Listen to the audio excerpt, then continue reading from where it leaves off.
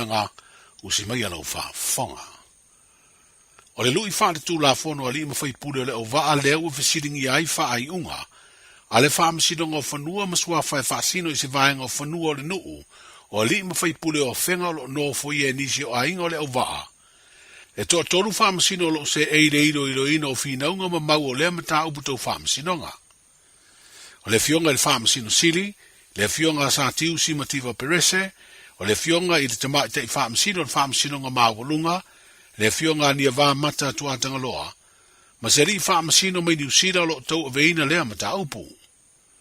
O le lu ia le au vaa lo tula i eise li ilo ia mai fafo va pese lo ia i Samoa. Ai o ni ali ilo ia mai fafo ma lo ia to tolu i tatu o tanu. O lo fina wina le mau te e le fio anga o fenga. E to lua lo ia mai le ofisa le lo ia sida le malo. O lo awa i fo i ia su e su enga mata uru mangan fam sinonga bau lunga. Mo le sida fia lo tatu o tanu. O le fina unga waidu manei o le fam sinonga sili. Wa sua aire au la pauta ma le au la patai le fina unga le tutangi. E fa pea soli fa vaele fa ai unga le fam sinonga o fanua maswafa. O se mata upu fo i le nei waasi e siailo ia malatu forosanga. I le mau e fa pea ua leto e aia ina le fam sinonga sili. Fa ai unga le fam sinonga o fanua maswafa. Ona ua ta oto te unga le tula fono fa vae. E pea na pasia le pale mene. Fa pea le pasia le tula fono fo o fam sinonga o fanua maswafa. O le tau sanga lua o lua o. O le astofi le vasu neina amatai fina unga ma fola sanga alo ia. Le ana tatala i fola sanga alo ia mo le tu taro sanga. O le afio anga leo leo va. E lua aso lo fatu langa e tango fiai le neimata upu. I se isi o ngā ruenga le fam sinonga o lo ta oto nei fa sino lava i ele lo fina wa ia afio anga e lua. O le taro sanga apili ali ma fai pule o fenga o lo lu i ele fa ai unga le fam sinonga maua lunga. Na whaiere polo inga e tau fia le tu maude ngā ruenga le whata o toina, o tua oio ele le fio anga o whenga. O le ua ta atia e wala au le vai o sa fou, e toi whatu langa ai se aso e sue ai. Sa whatu langa e tango fia le taro sanga toi ilo po le apiri le soluru le vaso nei. Pei tai ono o nisi o fitu na ingo ngā ruenga le whaam sinonga, wa mafu ai ono toi tolo po. O le ua mai anei ona whapipi i mea po e ata CCTV le taulanga wa pia. O le ai loa umai ngai o i ngā taavale me tangata wheo ai. Ia mao se tasi leo fesoa swani. I le ngā ruenga leo pe ao ina tula i maini ngai o inga soli tula fono. O le ua whai loa le komisina o mta ngā ruenga o leo whare pui mare toe fuata ina. Ia wala u whaasara launga le malo. O mea po e ata uma ua whaatutu i no fuanga i se o le taulanga. O le nofuanga au tu o lo iloa umai ata maia me pueata o le ofisa tu to tonu leo ia pia. O le teminei o lo ufanga solo le ngā ruenga o lo ufa pipi ia lava masini me pueata mai le taulanga anga i atu i vaitele. O le afiso swani tele ia masini i le matai tuina o le pui ngai le teimi o le fono amaro o le tau pulenga le masina fau. O insinia matangata iaito mai whaapitoa i le whaapipi ina o mea pueata CCTV mai le mta ngā ruenga o leo. A le malo Australia na fesoa swani i le ngā ruenga o le whaapipi ina o ia mea pueata. O le fasiringi e le vaenga o tu si tala ma le au whaasara lau do tātu o tanuu. O nisi o aia inga le soa komiti le malo o whengai. Ma le tapena ina o lea au nanga wale fono o malo o le tau pulenga o lomanei. Na matala ai le whai tuto o le official mtanga luenga o vai whafo ma whata wa inga i le stofi o le nei vai aso. I se whilo inga na talo ina lea se ofisa sini o lea mtanga luenga le malo. O loo ta imua i tāpenanga o lea fono. Ma whilo i e manisi o tu stala ma le au whaasara lau mātutua ma sini e ngā luenga. O le tamai tai o Sonia Peters mai le mtanga luenga le vai whafo le malo New Zealand. O loo ngalue fesoa swani nei le mtanga luenga le vai whafo. Ma fe whaate wa inga Samoa, i le tapena ina o nanga mo le whaasara lawina o le fono e le masina fau. O ia lea na whaatino ina se soa lau pulenga ma whaateletele noa atunga lunga o le autu stala, whaapele au whaasara lau, ina ia maua le whemala malama e le tāpenanga o ta oto nei.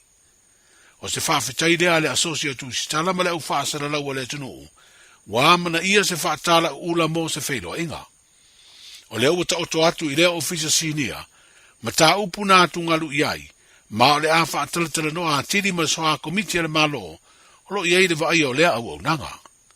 O le mai o lea whiro inga na tu ina mai iei lea ofisa sinia se pepa, o whaasara launga le ofisa o malo le tau pulenga le Commonwealth Secretariat, ua whailo aita ia la umara ngā luenga whaasara lau mo le wha manino ina, o vala na wha nefu mātu nganu i ai. Wa mai ele vai aso le te wila ai le whai ungo le nei vai aso, o le awha ngā solo ai le tāmi sanga le kapita i to fitu o le te wila, o lo lango ma taula mua ai le pulenga o le kapisa moa. O se tāmi sanga le atau sini o ai se awali me Australia, le Australian First Nations, ma se au tama i tai me le au masi o le Australia a, lea sa ta alo le na au se furu lima ma le manusina, i la amatanga o le vai aso. O lea tāmi sanga e amate le Friday, ai wha moe mai ai le stona i le whai unga o le nei vai aso. I se tala mai le au si o mea mafa le atunu, o loo tau sini o i fiti o le ua whai loa i le pulenga o lea ta alonga i lana upenga te whai langi. Le manu malo le tamaita i se furu lima tau sanga le matua, o se Ines Towers, i le pine aulo le vaenga o le au si a tamaita i le mamafa, e fitu se furu ono kilo kalama. E tolu ni matati a waia whatuina, i le vaenga o tamaita i ta alonga tūpulanga talavoa malo le tau pulenga, tolu fo i matati a waia whatuina, i ta alonga atunu o le Oceania. O le tasi o pine aulo o Samoa i fiti, na moa le li o John Tuffy, i le si i e fitu tolu kilo kalama. Ma ui o fatu ina fo i se matatia, i ta alonga si i ua me mafa malo le tau pulenga, fa pea ta alonga atunu o le Oceania. O lo whanga solo pea ia ta alonga i fiti, o lo tau sini o ai le au si i ua me mafa Samoa, o lo lango au tūro latu awa yatu, ele for tupe o le National Bank of Samoa. Manuia le whai unga le vai aso tātou whero ai, soifu. E silia ma le se laufala o loa i Samoa e ma whai ona whaanga i le talofa voucher mo whaatanga alu a inga. E le atua lava se 5 milu te lafu antuai mai New Zealand, Australia, Amerika, mai si antunu. Ai tau nuu i telefoni maolo e whaanga le talofa voucher e whai e le whaatau. E ma whai fui ona tungi e tuai le cash power wha pēr le pili o le vai iso o se taimi. Angai loa i le www.pacific40.com e lafu ai se talofa voucher mo loa inga i Samoa. Mo nisi whaamtalanga wala umai le olua tasi o valu tolu tolu, lua tolu, po le info@pacific40.com. Talofa lava, o le siu fofonga le neo Samoa, le Radio Samoa. Ua mawhai ona au ina atu le tala o le tau i aso taitasi ona o le langolango mai a le Pacific Finance Limited. Telefoni o Valselau fitu whawha lua fitu.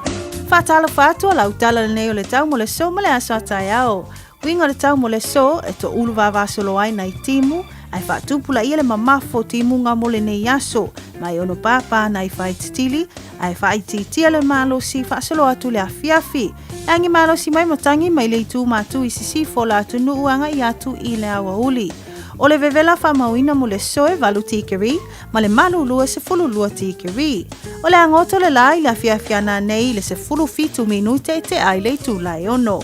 Mo le aso atai au e mātele ina le leu winga o le tau, se i vanga na ai nei timu o to ulu i le tai au atai au. Ma losi mai savini mai le tu sifo le atu nuu, mai whaititia anga i atu i le awa uli. Vevela whamauina mo le aso atai au e se fulu valu tikeri, ma lona malulu e iwa tikeri. E o soa ele lai le se fulu tasi minute te ai le tu lai ono, ma o le angoto ifo i le se fulu fitu minute te ai le tu lai ono i le afiafi atai au.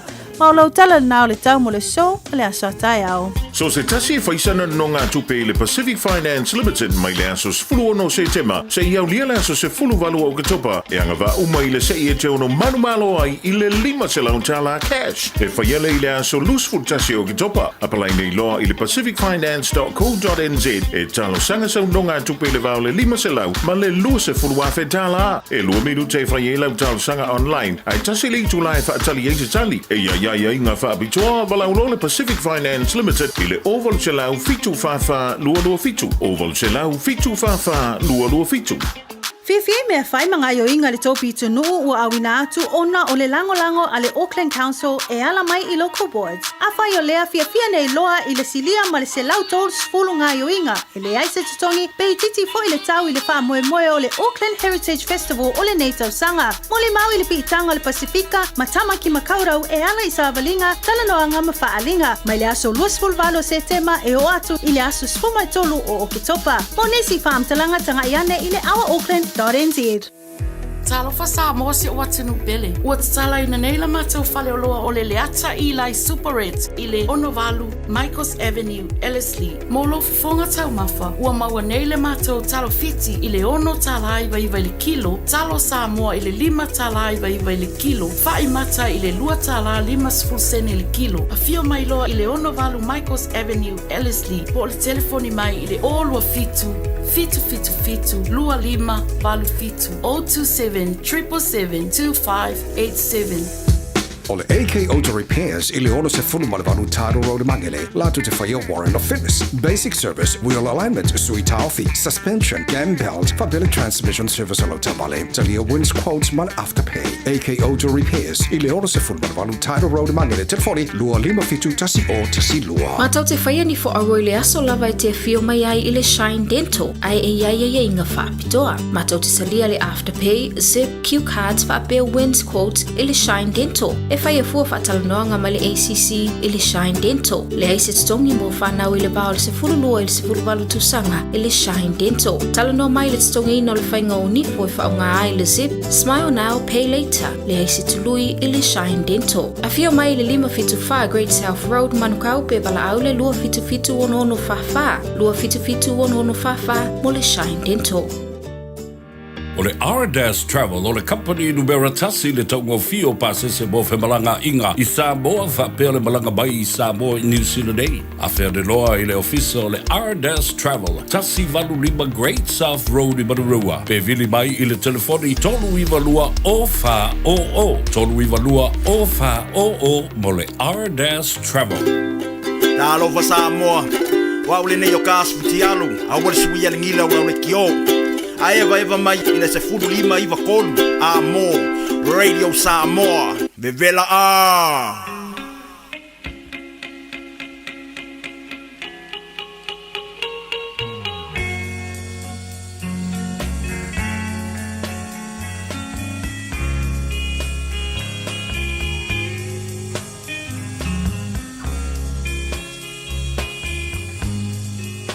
Oma fa e pura matea dia saoma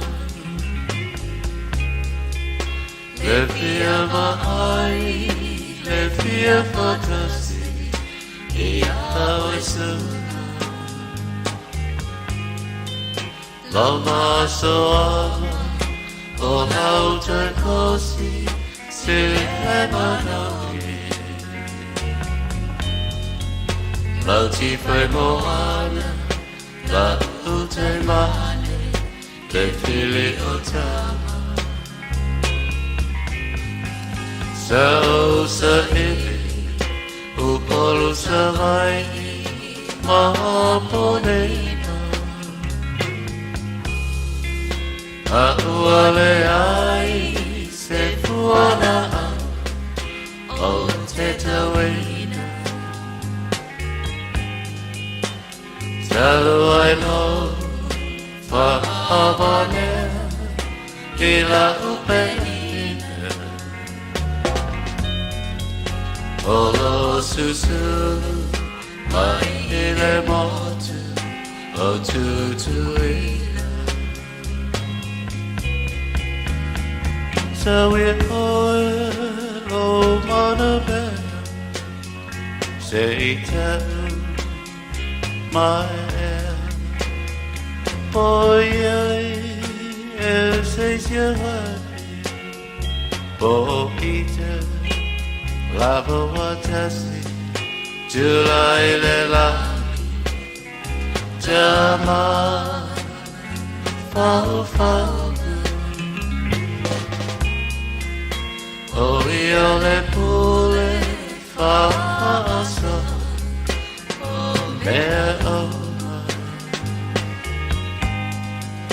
Ya malutia Ilona aloko Ota ola Fa'ape foi Malitele o fa'a Au so so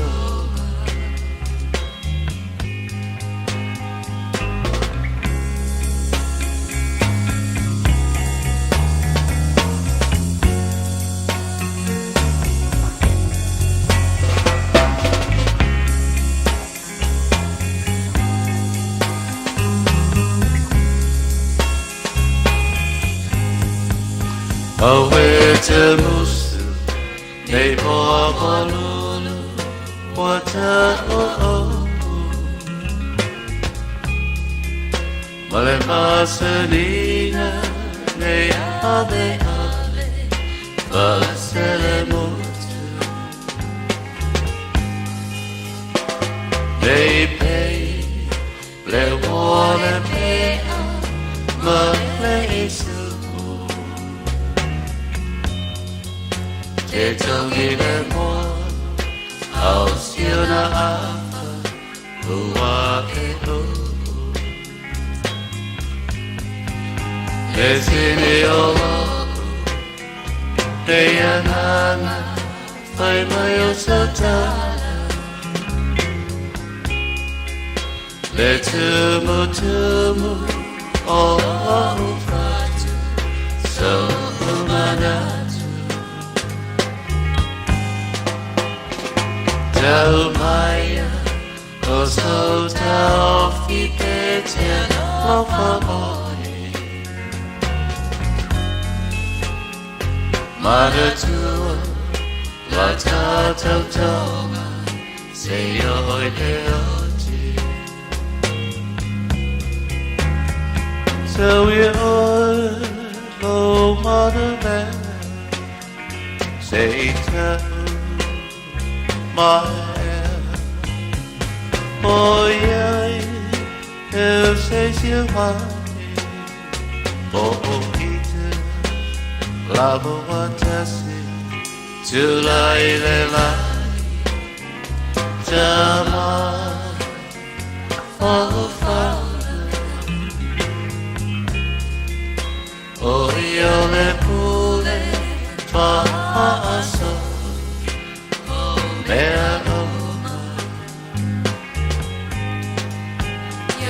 Malutia Ilona aloko Ota ola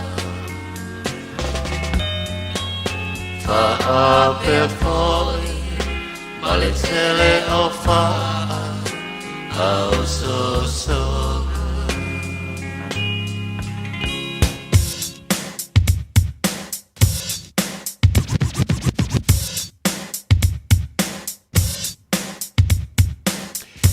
Siu whunga mali nā le penino tiu whau le ni vaengo la wonli ma le pese ua whaengo i nā ma whau mai whai pēha i aso uma e whia la nganga e whaatalo whantua i le ni vaengo la wonli manulu toe maulu toe wha a timu o le aso whawai le aso lua se whulu nei o le masina o September lua awhi lua whai lo tupa ia malo tu malu o lo maua mai le tautua wha wau le rei ala siu whunga le tadu Radio Samoa tasi lima i vatolu a moma lo le galue e malo fo i le taua tai talo sia o le raua maua se fasilika malosi maua se tau mafutanga i le ni vaengo la woli a fa i le i tonu i lo mafufau ia po fia se au nanga po se fale inga foi e anga i wai e se tau mafutanga o le ria o lau te pol e le ia le tātua ngai foi le iai inisi o tautua e ma o ranga foi inisi o tamali o le tātua tunu o le tātua ngai e tu i se teimi e le o toi mamau ia e wha tala whantu i le anganga maua lalo le vaengo la woli i lau wha funganga malau tāpo inga tono monta malawa fale whainga ruenga o tono pisi nisi o kampari lunga o le tele ia whape foi i ha lunga o lo penga te whailangi o lo o mai wa mai le tautua wha o le Radio Samoa tasi lima i vatolu a mo ma vai atu le tautua le ftalenga ia te tia mo le reia so fureile ia o se teimi o tātou toi whiloa i foi la ia lea ia o le tau au nao whangamua se o lia le tu lai whai le fiafiana nei polokalame o le awauli ma fufongamua. O O le aso le rei matua wha le tonu mai fo I winga o le ta. Ia o le laki le malo stele le savili. Ia ta ilo I le taupi tonu upo a mai ia tau o le manga fo o winga o le tau I le taupi tonu o le rei vaenga o le aso. Ia o mantou I nei manuka. O le umtewa I antu I fof. Ia o lo o toa le savili ai pita. O le sa ele vantu nei anto lu mai ina I wanga fo I manuka nei talo sia. E le o ma se tele lunga o le tātu o le tele. Ia mo whemalanga I ngā le tru. Ia hei whaatalo whantu I le rivaenga o le awauli. Au auna pa ia le tua o te māma tira mā tua le mālosi o le nu. Ia tālo sia o le dansa maua le mālosi. Au ina antuaina I tātu walo ma whanau. Ia onga I le aso muli o onga I le neifo ia vai aso. Ia o steimi na tātu o se jatu le inisi o nanga matautua foi I to tonu o au kilani nei. Ia wala vole longa puyeli o lo topa ia malo o to maman. Tala vantu ia vauta ia musa male ainga o lo o mafuta mo ina I mele pone Australia. Ia tau fia o le usa o to au ilum. Semi tu ia tua leone salausa malo le fai o le faiva vauta ile mafuta mai le uso ia laifa le ava. O le inu ana fuala au fui I Samoa va taile ba futa mai ngele le aunga uputo muli va tala vantu ia va pefoi ia sa ili va sifo o le ma futa mai da I mele pone Australia ia le tina ia kisa so le fai ma le a inga o lo ma futa mai da takapuna ia misi pa anga ma sani le tantu wala le utamba ma tina mantua fa sili le ufa ma lo le diva inga le Yante o tau, o lo tau sia le toi ina male lo matua, ma lo le on sai, ma lo le fai o le faiva, o foi te tango tele le anto le toi ina pole lo matua, ma lo le on sai, e le fai ngofi, e mawalo tau I se tei.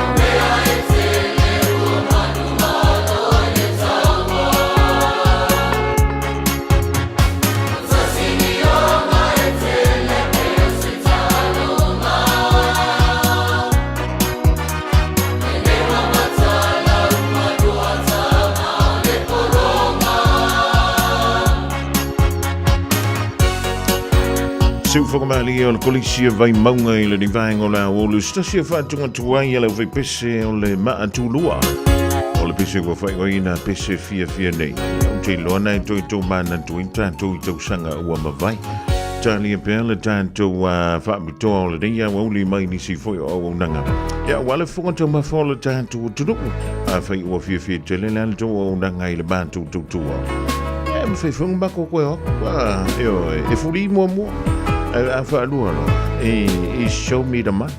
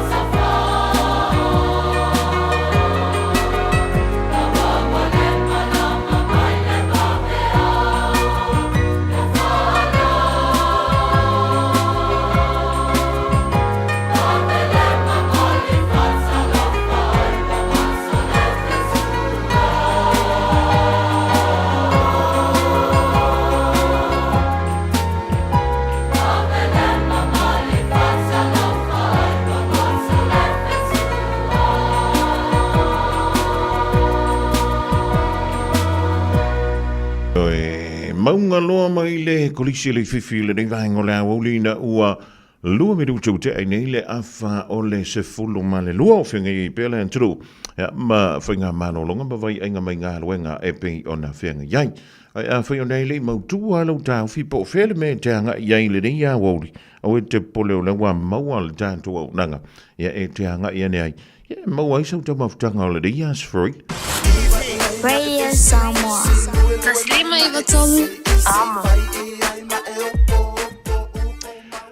Yeah, if you feel like I'm going to go, I'm going to feel like I'm a sunny man to two hours telling a yarn to dear before you have young yellow what you leave a while a very long pulley or to Yamalo to Manumalo, Malo from Malo, see and to dear to buy a tomb to a late to Elijah Manu Lusoleo.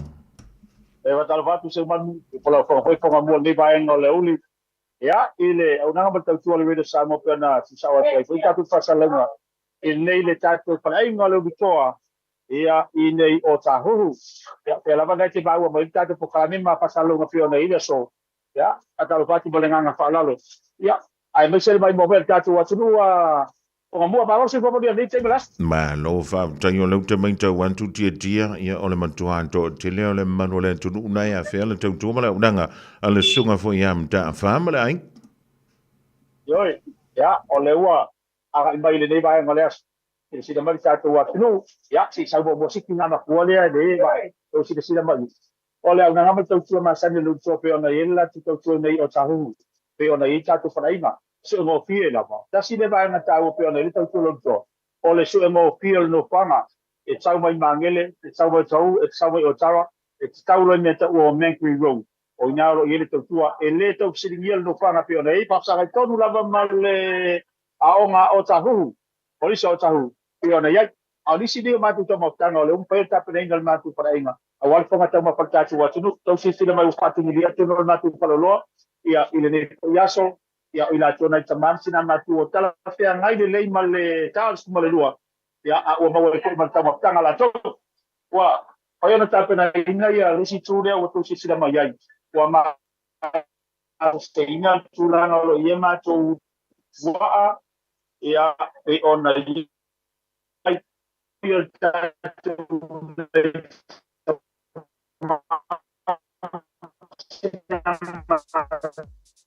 tanga ia mo nei tamam tina ma tu ya nga te le mo la tu la tu sam ya o mo la de fai ai o fai pe ele ia mo le pa le palo ma kwa pi ngi de le kanore ama kungo ngire timu se mam kai ba anga umba nga ai ko mi mare limar mo aunu maka maka le imertivi mau mana tu pa o isi ata ma tanga le tula o ta ma tanga me ano o si sila mai te vai le vai no ia ia le pito yuma lo ia le o ma fai ona na se ina vai ta mam tuna ma tua mau le ma mo ma papa ku de le mau le sosisi o lo mau le ma tu fala sala e pe na si sila mai ba kai le o ni mo le o fai ta a pa tu mulia le o li le se manu mau le fala ka pisi o se o mengi papi sia tama tana sei sila malita tu atu ya terminei ono ole fai sia matou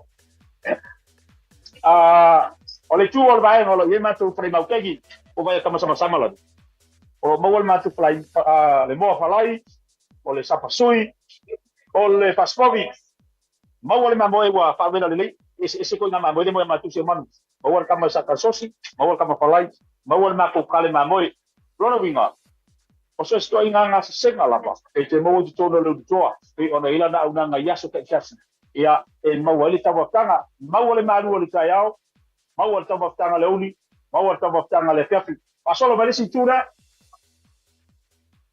ole no fanga no fai ona una tua ila tatu pasalonga e ona ile tau tua le tatu le tio ole vai nga lo ia le panipopo ole pai fala ole mawal mako ngaki ole mawal maki ole suwafai mawal pia sua kama ya ngai ko ingalo mangai ro matua mawal mako supoesi ali me so vai ko siam popo e mawal popo mawal amartalo kao o leo ma ona pavela le ia o tono matou le mai ko se te rea e se te ipu lewa ia le chairman fan lewa ia si vaenga ia mo le malu le taiao ma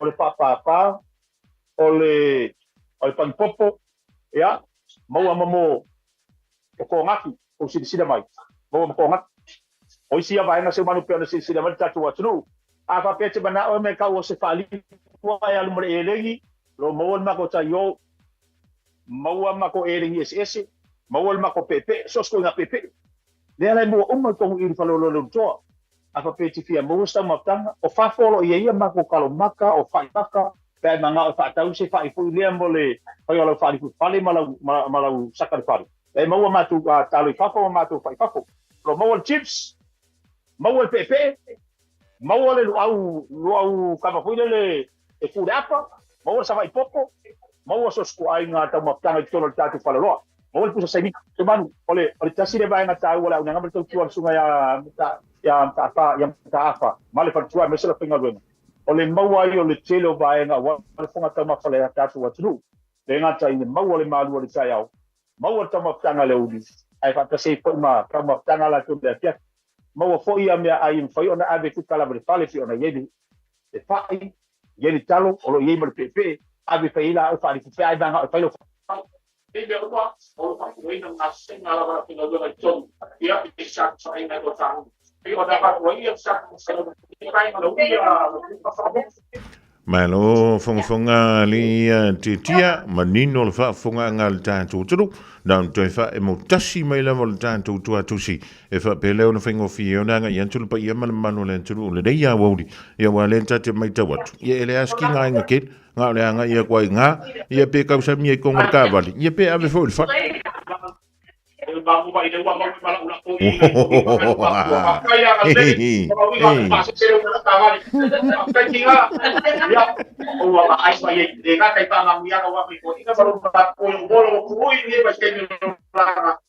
ya le poi mo sei passando ya se va vole pena paya ele se matara mo una mo dile to ko sta na tati to e se mo ina i po immagine di ko salu sa to da ma ko se wa salu sawa la yo imanele au ko ingo to sawa e ko ai go to aha i mo to e ko ai go to o ye mo na tu da la ina e mo de o ye le suma le tu ya fa la tu ko na e ko e le si ko ya to lo vinga ele matu la i bota ole a ko ata wa ko na tu le sub o lo ye ko i matu la da ile ko te a wale ko ata ma ko ya ta ve fio la lago pe la na ti pa ko ye to no ku na dei a wona ngali a toi da na to si wale ka tu to e chance e pe na ko ta ko pa la ba ai ba fe se ma na ko no de ba ka so pe sa lu ona ile a ngali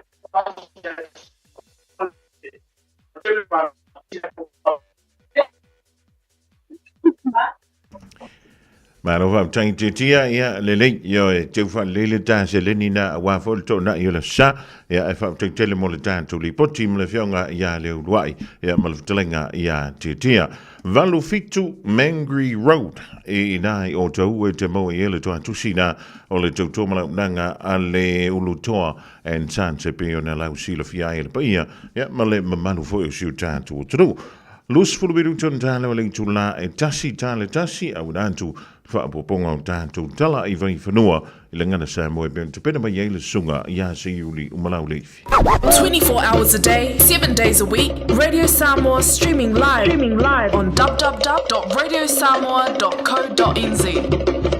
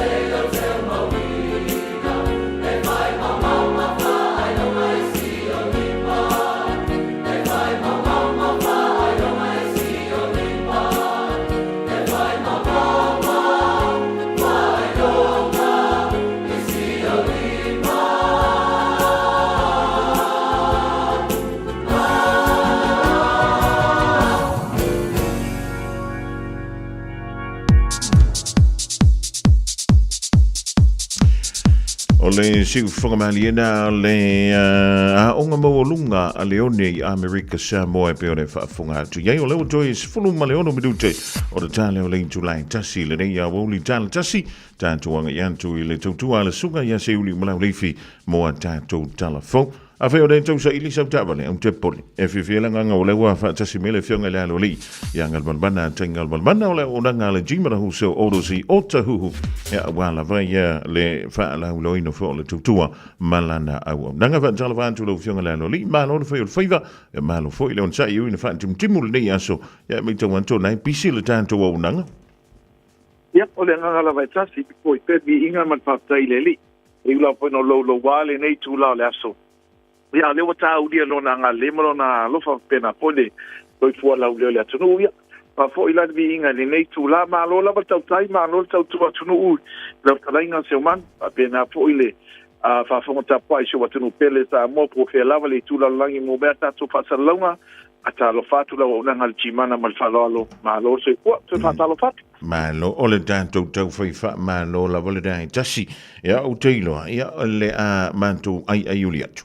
Ia ai se sang no ia lo fionga I la loli ele nganta I le tele o fa moi sa fa pe ona fa ia ma o lango ina ele o nanga le jibana ia o telo foi na ia ni ta to fa na to mi se le fa pito o lo ia ta to ta vale na o lo ia le o nanga ile de ia o li lo fionga le loli pa tai bo mola bona boli le pa tai le tunu le so nafi na mai atu lo foi lo wale taule sa fa lo ina le the quiet say aso lulu aso tofi o malale aso lo fanga solo tato sign up pisi lava le tato officially time nei mo le 12 fa malongo le fatai nei lava foi stasio tama le tato mulia tu lava then of paina lanta vale tem salo tai tuiti o le tol selau i kilometer ta vale lua feta la le tino tupe tele la anafi vo inicio tato sign up iva afeda na of paina afedi ma se laulo lo Hamilton o le tele lava o tatu sign up lo yai o tatu ta vale o lo trading fa malam la matu le baenga o winga le ati na o la to fa ta wina ta vale me ati e mo le sosani ya tatu ta vale ne trading fa peo I sa ta vale tuai uma pepa pe la vel ta vale ia pe uma foi na tongi tala no mai pe e foi ni so la to le foi ma lo tataria ta ya fa mai mo la tu ta vale o no lo fainga venga o le taimi ne o lo fa pena na mo so sani mo pe lima se lau pe fa fonga na fi foi lisi e iva afe pe o tu lava de tol su afe e ma fai na fa li tupe lau trade in le na e ma fai foi na tu lunga fa to inga ina ya ma de tupe lo tongi tele ni sa vale na fi ono afe lima afe val se lau ono afe lava le tupe na tongi statio ta vale da trading lesi ta vale tu sa male lua afe lima se lau Tong fa uma ia ai tu pa tasi dal ai ta lafu na ia male tato ta vale ia a lewa pay off lewa pay off lo ta vale na ia ai sa o mai lava lo foi lo pay mini na so soni lo ta vale lo pata wina de niden len sai di ai le ta vale tolu afi de tu pel o lunga ta vale al tato brand new al Mahindra le pata wina ia ai tongi le lato ta vale ole lenda le sa tongi ia ma trade in mai tonu ia ave la tota va fole da no winga tele ni vaenga me fai ona pili wa iai le so soni mo oi ni so tato o lo pangati e tulanga le tavale lo iai ai wo le ofia tamaiti pe o le so vaenga ua wo move out tamaiti ia o le van o lo tau tu lo lava lo tau toso le van tele lava spunu po ia wo le ni se la inga ia tasi na vaenga tau silsila iai e ma fai ona so soni mo le vaenga ia ai fua mea uma ta funga pa mole fua mea uma I le tulanga o lau tupe maua tupe fasoa ina lau bank statement ai mai se le tala anga lo swafa ia po tato financial profile e tatau wana taliena finance tele ta vale fo pe na ia tato Mahindra awani ngalo ia toe lo fanga solo pe tato referral and nafi foilen avile referral fa tati ko msema lo fa ya fetala tasi o tato customers referral mo tato fa nga me alofa o la tolo mo na mia to stoani tulanga tau teleni mo sa mo pe mi nelo ta pena foile like ti level na yalo ia si ungali le temsalo pol se va no tai lus fun motupu le wala fata winga le tato le rua le Scorpio le pikila skopio le sa ni tai minei o vainga na pe no falaulo ina ale leilo profile financial profile ia aleanga pe o ma ubse manu gelo no vinga e de ota o fo ia ala ye lava se sifitu na inga e bo vai se so ni mo e mal sa mo le ainga vainga fo ile tulanga ia tatu tavale o faina le fast e tala i dunga le tatu referral o le tatu pikiapu al mahindra fa feta la pe fa tawina tasele na me tauna titilo yele tatu tunu o le vai le tavale fo ile for rangers vai pena ia o momo te unga vai pena au tavale fo brand new lua fe malfa le ngata le taimi o le umien faonga o le tupio lo fata wina ile lo mawalalo tau kampeanga i tavale fo ia ale taimi fo la toe fa fo ia pe fata wa e te lele tupe e te mawina ai mai se la tato pikiapu ia mahindra umana tongi faina abi Samoa au le moa lau fa feta la le vaenga tasina vaenga na au fa mana watu so sani tu fatu yo tafafa ule lava le tama lo tua ia me te fie vane fa foanga la tunu onisi a tatu tavale penetele tatu use car tatu spuno for tatu XUV sportcast mo alum fa na lo fa pena foi na tele ale tele au tatu tavale lo minoi taimi nei ia peila fa fonga mai o tatu tavale fo ai fa tai atuai le anga leo le tunu fa nga pela o nanga la tama fa na ia lo fa pena fa nga ine de aso le aso ia wa ko ia o tavale mo New Zealand fa pena sa mo ai wol ne ia no la fionga la lainga te manu ia leo se la fia le weekend ta pena foi le fionga te uli Mr T ia ele tu tau pai lole atunu ia lana tau tu ile musika lo tatu fa nga pe ia so fai pe ia lana pe tel na le o bai le au le o le sol o le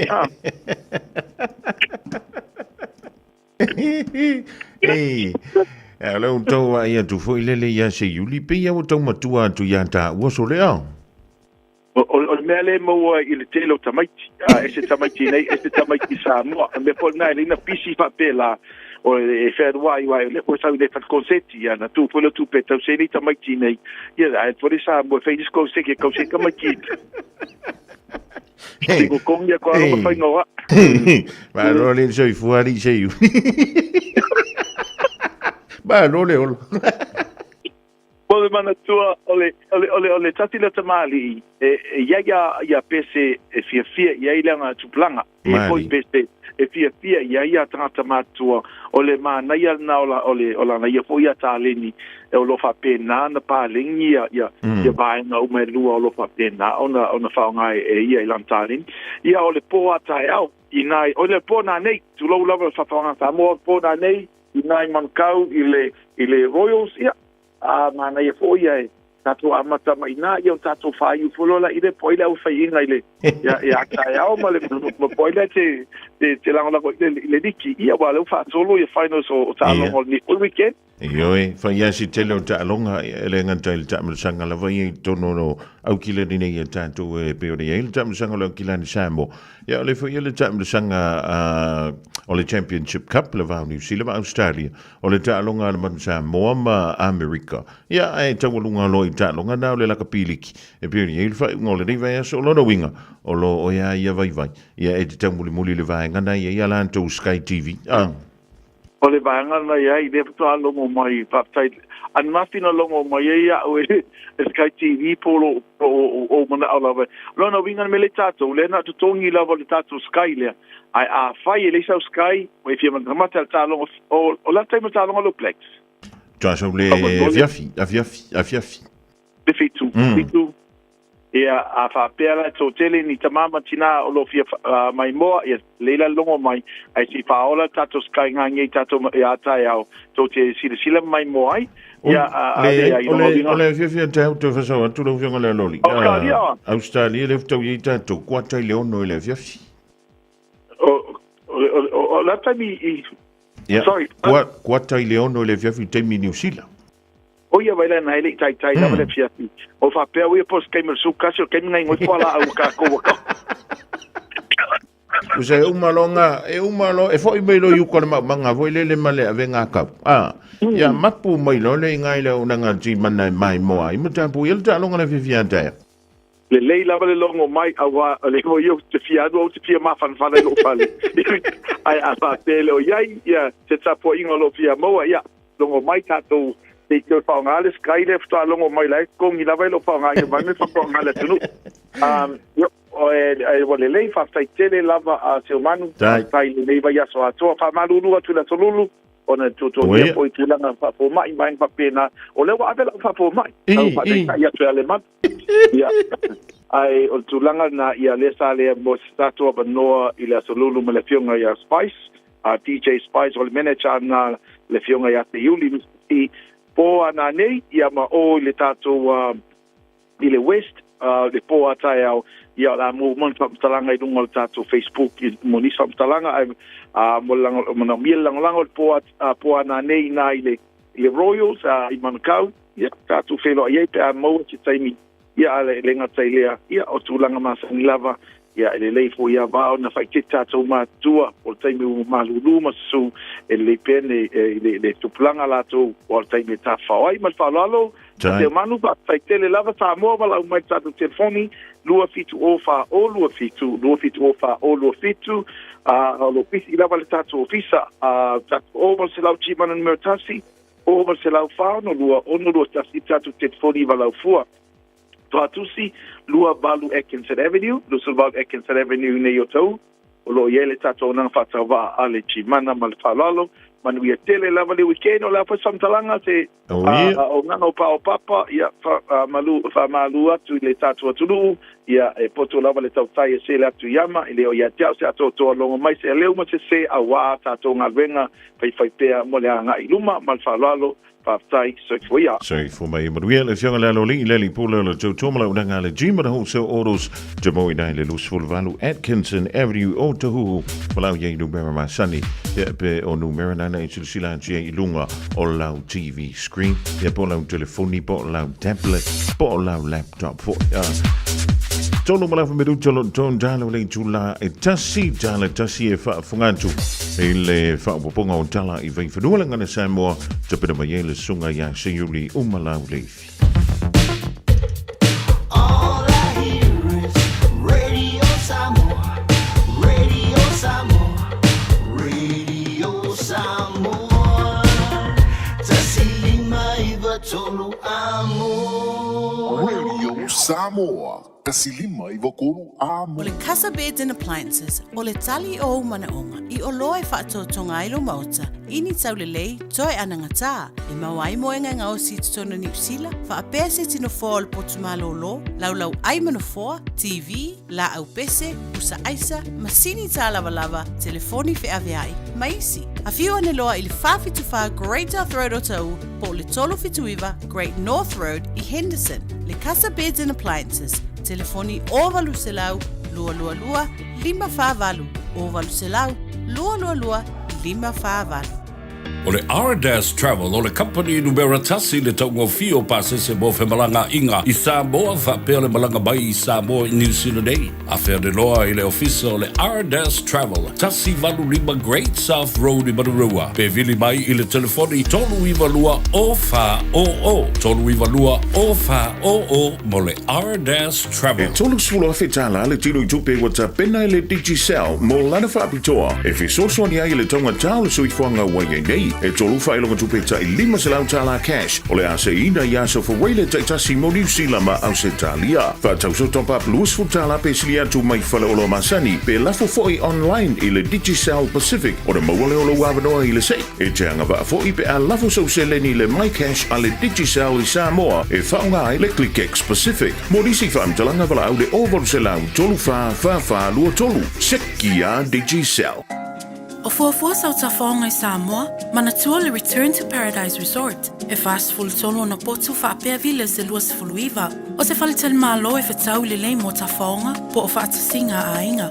Whaielo wasu tele le whalisa o tapena ina mo le lua wha moe. E o atu le whase lau tangata wala au li etalia. Return to Paradise na filifilia le toa Samoa. E whai malo lo ai. Langolango le whalitel malo e umia mga lulue ai tangata Samoa. Tanga iane le returntoparadiseresort.com pe wala aulua lo ofisa malanga. Ole AK Auto Repairs ili ono se fulumalevalu taro road mangele latu te whaia warrant of fitness. Basic service, wheel alignment, sui taufi, suspension, gam belt, fabili transmission service alo tabale. Talia wins quotes mal afterpay. AK Auto Repairs ili ono se fulumalevalu taro road mangele telefoni lua lima fitu tasi o tasi lua. 24 hours a day, 7 days a week. Radio Samoa streaming live on www.radiosamoa.co.nz.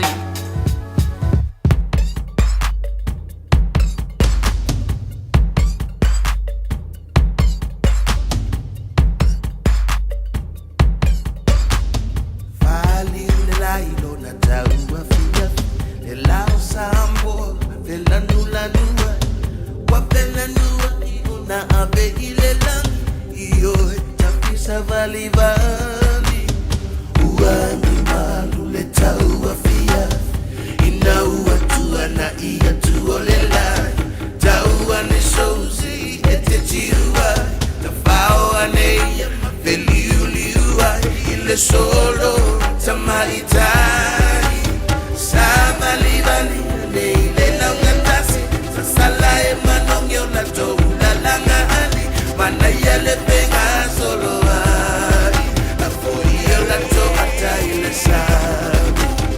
Oh, my tato, ya Samoa Masiona Lafanu.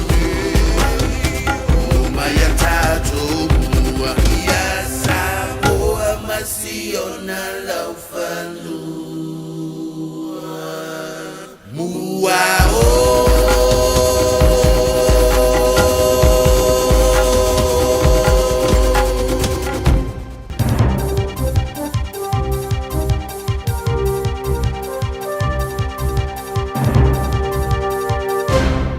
Alola na sai fana mo e fatalo fat fo ile ne auli malulu male su ile mamalo le tino mal fa mai tala mo le tula tala tumua la ngona tangata sa fa ola tia mai sa wanga u fa na tinati le malo fo lo CF fita fatu ese pa po sifo fo fanga la wala fa sa o toile paila tiwi ta longa sa uni brave heart wala city mo stowinga ta longa mo le Pledgelo Cup Whanga mai ar whalau te leino nei tala.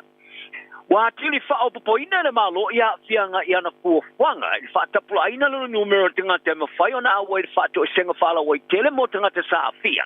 I tau singa na malo. I le vai asa tulua i sa whaavi i na i le whainga malo so whaatasi. I le maari lia lea e kawaina i tupe whaalu mo whainga malanga mo tinga te sa whaola tia mai sa wanga.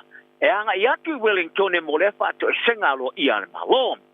Ta whaeloina le Johnny Usila ia i ulai. O le tō telo i lātou sa lātou tongina lava i tupe whaaru e malanga ai e tilo le ripoti al Commission, le Royal Commission of Inquiry a o whola siaina le Parliament i Wellington. A e na ole se lau val se fulu tangata o le ampaine o na mori mawina tono le Parliament i le whaato i senga i la se fulu male lua November. A e siria male awhi lima se lau i lātou o le amawhai o na mata matalo i a ilungo i e te tele. Ino whanga wa tofoina au Pilani, Wellington e Makalei Stete, au whaasala lawina tu sao le whātu senga.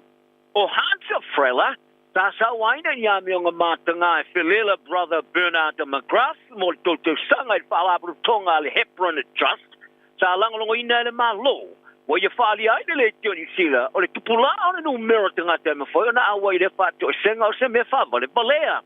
Ta i whaali ai. E fai tō wafe mawhitanga te sao mai i luma mawha i lo i la tō i le suisuanga. A o le ota ua nei e na o le awhe feature lau tingata. E mawhai ona malangatu e whaalongolongo i le whāto i senga i le tunu atoa. Mai whoringa mai o se pōre i whoringa. A o le i poti muli sa whaawatenga i nai e tine mane lua se lau wafe tangata. Ta fia i nei sa wanga ma whatamala ia i tau singa le malo mai le awhe se lau lima spulu. E o mai le luafe mas ulu mareva. Whadia frela, e whoringa mai e le teleatu atunga e teleatu atunga lunga o le malo e winga i le vave whaatea esto le whaatea e senga. Ma no whanga wato whaina e pe tau i mo le au whai porokiki na i lo le wha loa o se salamo morning. O tangata fo ia mawhai o na awa i le whaatea e senga. O le apiki mai le palo te whaia o le no winga a whai lava e misi tangata o le a le a wai whai. Te tūlanga e peona whaari e rela i le Johnny Sila o se purusiki. O tū Chapman, sa awhia i tangata sa whaola tia, sao foi na tali ile awala ya wa ona foi le fato senga ta eta wai sale ai mas te mi au foi tele noanga eta wa ile foi le fato senga to tono le parlemene ta ia ile la tu mana tu e foi e fa for parlemene ai po se no fanga e ofiu mai tangata ile aso tasi o foi na tau tino ngā motor Pasifika e tūle o la tu tomau ainga se lau paseno le whao ngai no maaro si angole le tise wha fo wina renewable energy e re tonu o le isi se fulmane le mutu sanga o le au tūle nā le whone tanga mo aso e rua mo le maaro si anga wha fo wina le Oceana Renewable Power Summit i au ki lani le vasta nei o min sta ma ofisu sini ma sta mo ni we fiti na uru ma le tuki konga ma vunatu sa avema maenga o le konfernisi sa ili lo toai ile vaenga esta polai ile maru si anga fa po wino le tise ile Oceania ta taula ia iki au tu e fa o fausanga so o fa singo marketi fa tu penga ma le pule ino a seti o tu fa ta si o mai tau mo fainga ile o poina le o tau tinonga mo le fa nga ino o walo le maru si anga fa po wino ma wai le tise ru tonu ala tu o tunu ma fa muta di ile la tu fa ngolango iswau i tu tonu le se fulu lima to sanga e te sai ma wha matalanga malo o fantasi, o vaenga e Yesua o koale makesi, e tu se le ma le vansifu posene, e mauaile ele tise i le kelope, a pitai, o neo loa, o se sao pido telelea o whaia i suinga o le tau, ma tā panga mo le whaanatina tia o na suia ma i ala o mama, e mauaile ele tise o solo ngane lei, o motu le Pasifika e pe o na tū mau le tele atu le whaingo fiona a pia i suinga o le tau, wa fa wa ona fa mo mo to mo fainga mo le fiatu I wala fa wa wa ona mo le tise ai mama o le minista ala o fa ale natura si o mianga ma ele o sa mo to si sulu secretary chusta dai falia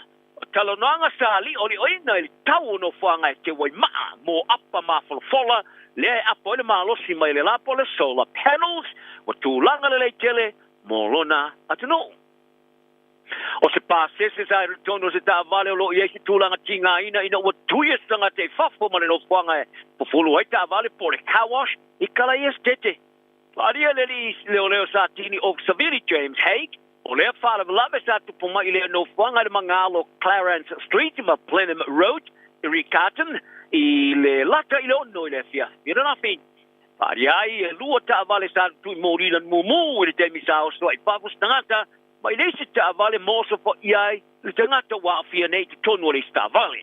O le tangata sa fia le sfainga sa social ese, ia male sa fia lo ta fia tinga ina pea, ile fale mai.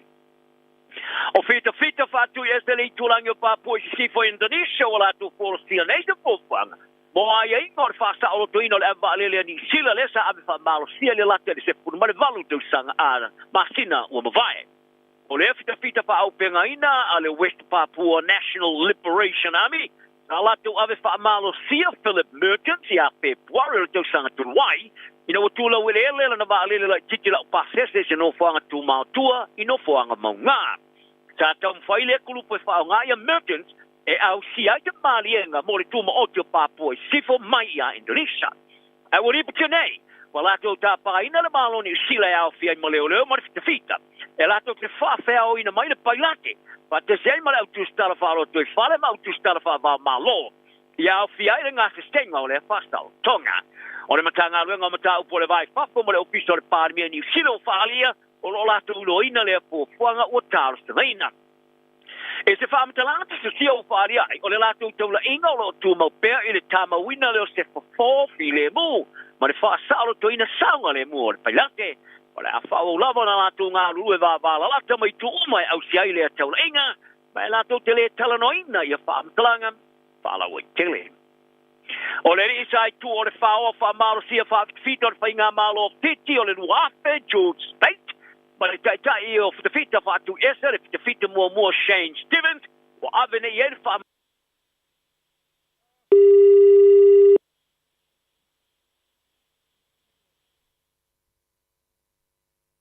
24 hours a day, 7 days a week, Radio Samoa streaming live on www.radiosamoa.co.nz.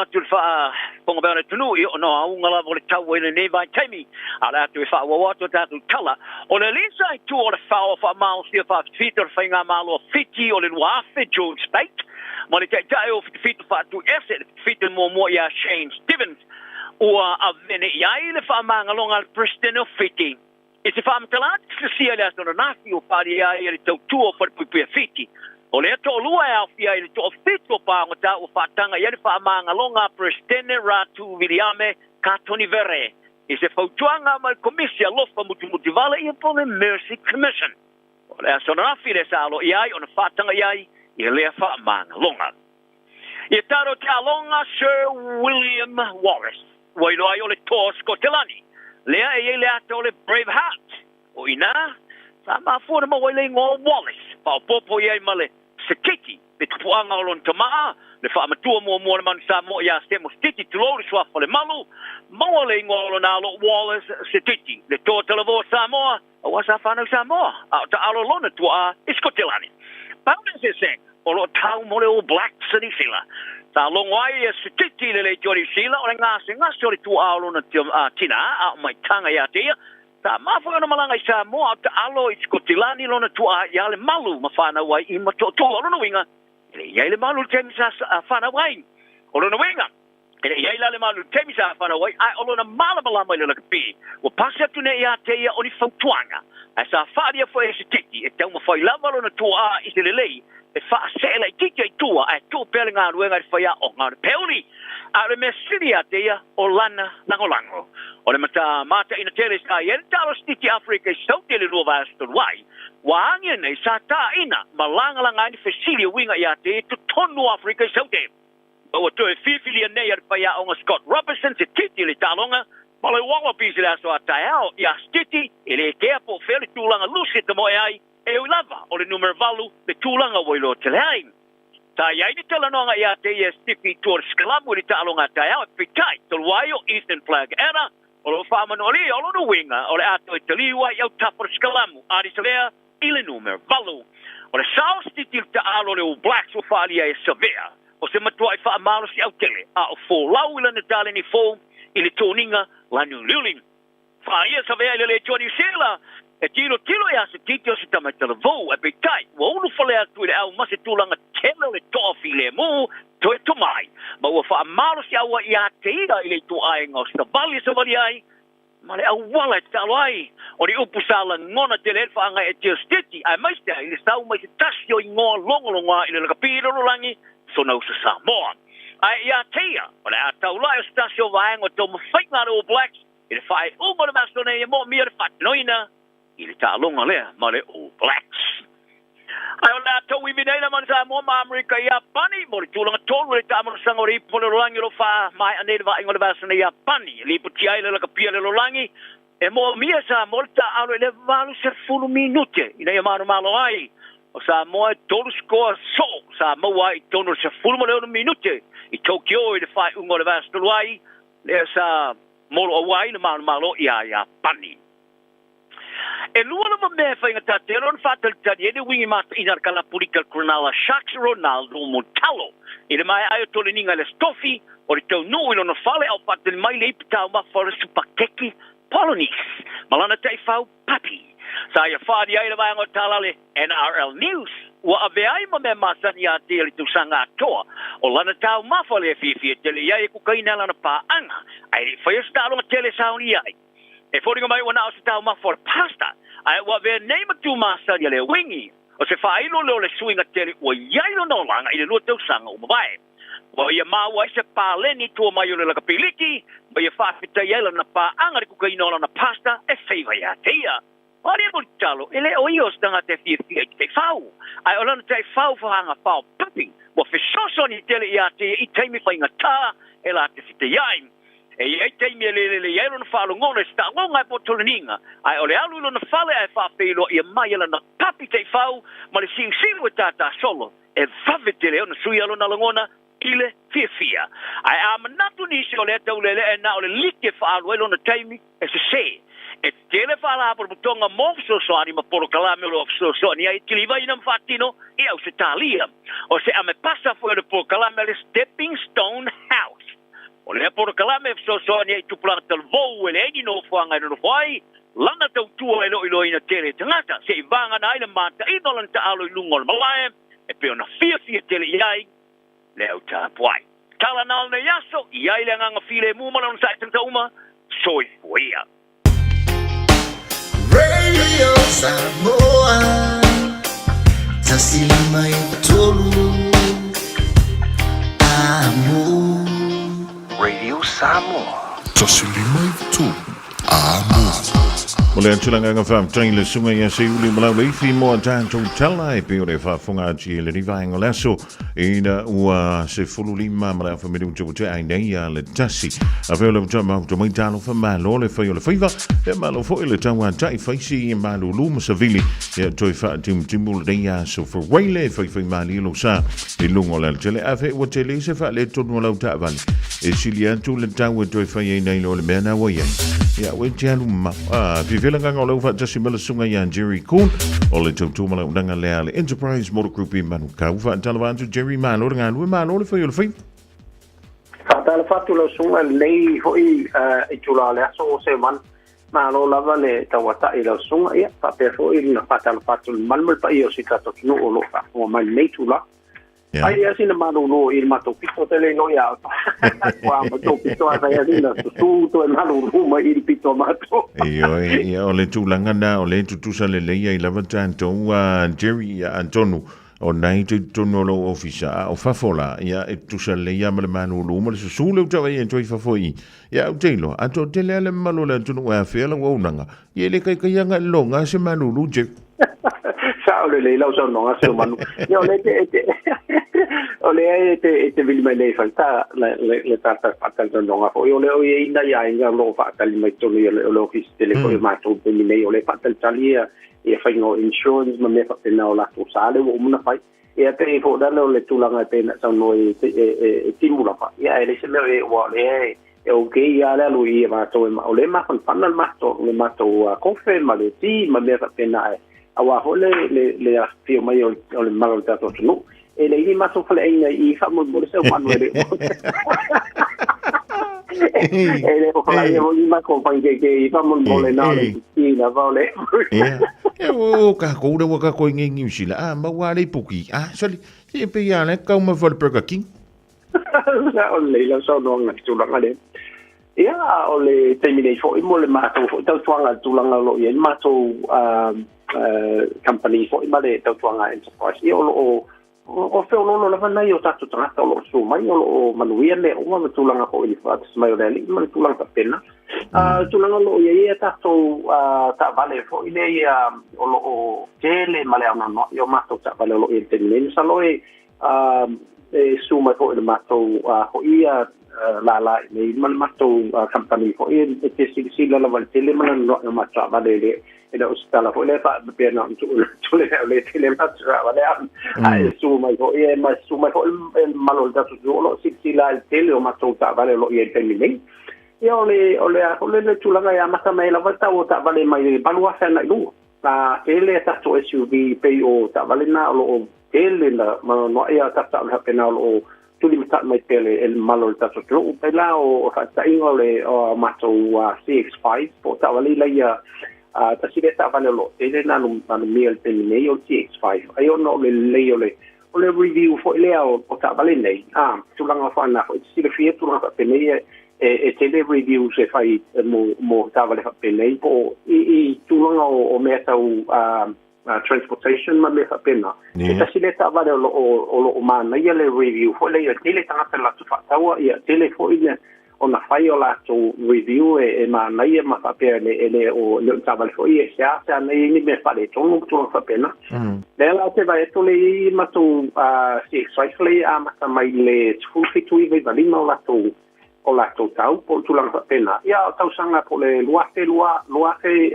suma tolo na lunga la tau sanga se manu peni ele ata to red fours tulang pena ta red four la le mo ya mato to ia po le hydrogen ta vale pensini lapa tele o mato ta o pena New Zealand ni le o to ia ho le import mai fa fo lo mo ya mato ta vale pena o isi to inga le Mitsubishi ko le o le Outlanders tele malero no le Mitsubishi Outlanders ala vanga yeta I fitu no fo tele na ta vale lo male extra yo tu so ta vale na o tuli pele le tele elena na ta tu no o tele la patrato o fi ta vale le o wa la vanga ye ma wale fitu no fo o le tele la po tele yo la to afi po tu pena ai va faiana on aveta to fitu yeah ele to people movers o ta vale fole mo vans po ta vale lo faina mo mai fo ta yo no fo na no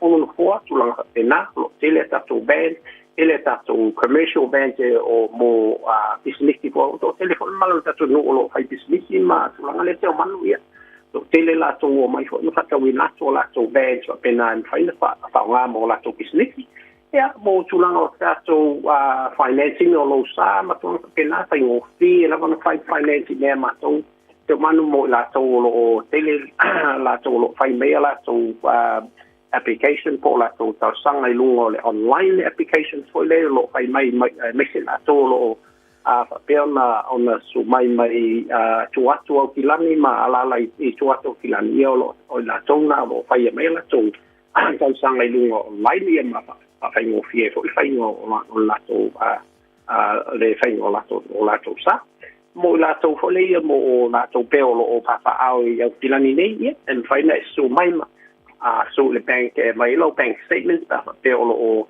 le fai na fai lo bank statement lungo online ia so le bank mai lo statement fo le tonu masina fa mo tulango tato trade-ins lo mo bena so no e a pe wa matan fale tonu lo sa lo e felo terminate e ma na yellow stu mai e trade so double phone pe tu sapo wa umana tulangi lo sa pe le ai a tono tasina tulango lo fa pe na ma so soni pe tulanga le terminate a se man o le tam faile o ina ia tongi ina se tulanga fo le se tu pelo so e ta vale yeah, e fa ngale le tavale e trade mo stava fo lo fa mo po i de mato fa pitole le afini se la o mato cash bonus le lo fa mo pen terminate o to tele di so dato to no lo fa manu e na tu langa na se manu le afini se la le mato ya wa fa na fa lo fo nga po le tele o niso o le manu le tu o manna o ba tu to no lato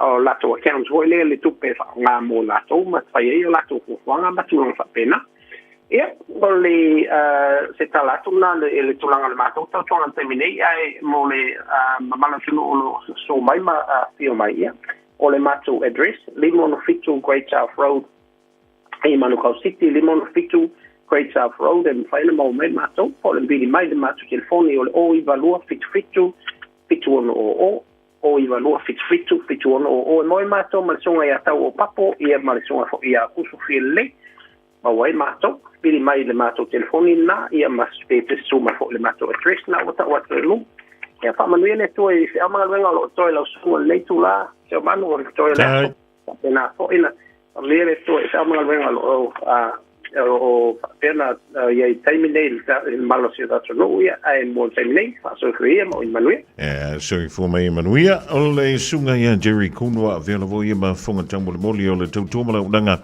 ale Enterprise Motor Group i dai marukau ya wa fo ile sa ilinga leo so sa feli masela utala le referral le pe ona ia dawa ya wa le so so ya tu ile uti fo ile ta to fa so ile ding vang town ole to sanga antala fia ngai le ya ale ya fa ile va ile tonu ole mo usful family to ta ia le tu la etasi a fo le tasi ole polgala me ole a re to le ona fa malo antu ya MJ yo bol sunga Tom le fuole mauto mai dai mer poni a Australia fa tele ma futa mai lo tu felice tau ili a mauto ma la fa tasi bele ni va ngora wuli poi fai mali lo sai lungo le ala tele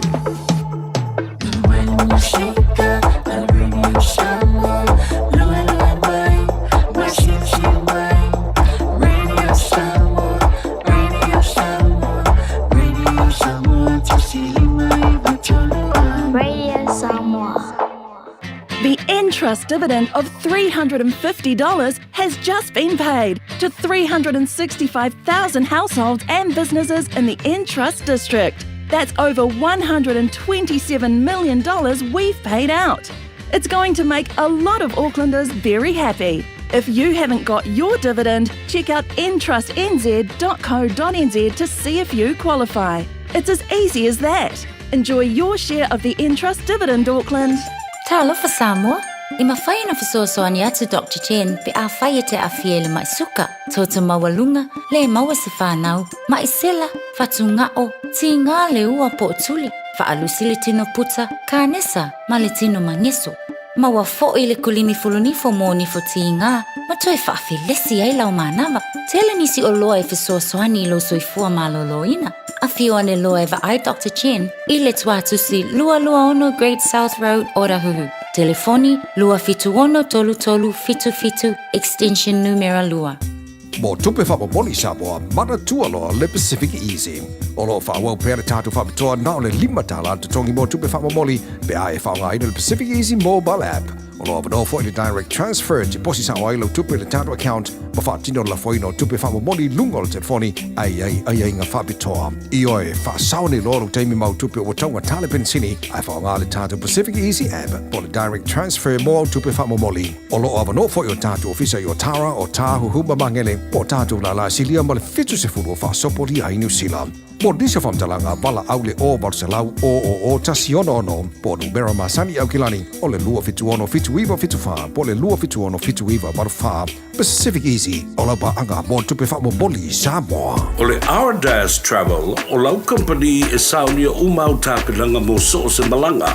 O le au nanga e tutongi ei pasese whaletali malo va ameli cruise mo Samoa ma le Pasifika. Matau ti o le taungo fio pasese o lo o iai le taiminei. A e le tali tonu susu mai I le tuatusi tasi valulima Great South Road I Manurua. Pe vili mai le telefoni tolu iwa lua o fa o. Tolu iwa lua o fa o. E mauti doa nisi whaamurianga whaapitoa pe a e whaeloa o le Radio Samoa na moa le nei whaasalalaunga le R-Dash Travel le tali mo au tā penanga mo laumalanga. Radio Samoa. Taslima e watolu. Amo.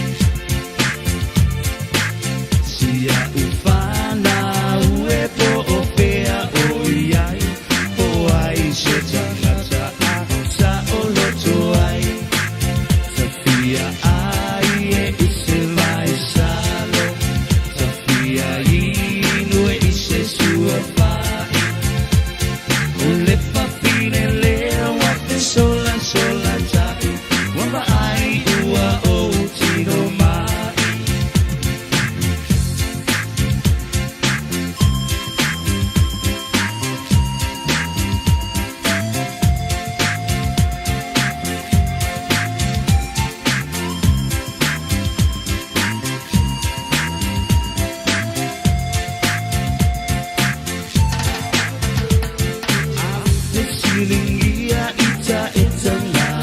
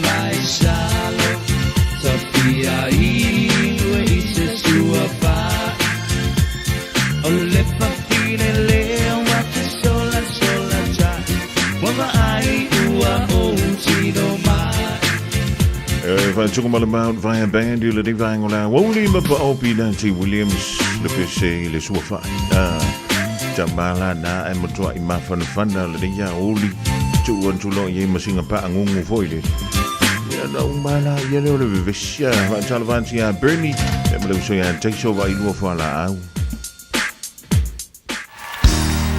bread of life sent down from glory. Many things you were on earth, a holy king, a carpenter, but you are the living word. Say it now. Come on.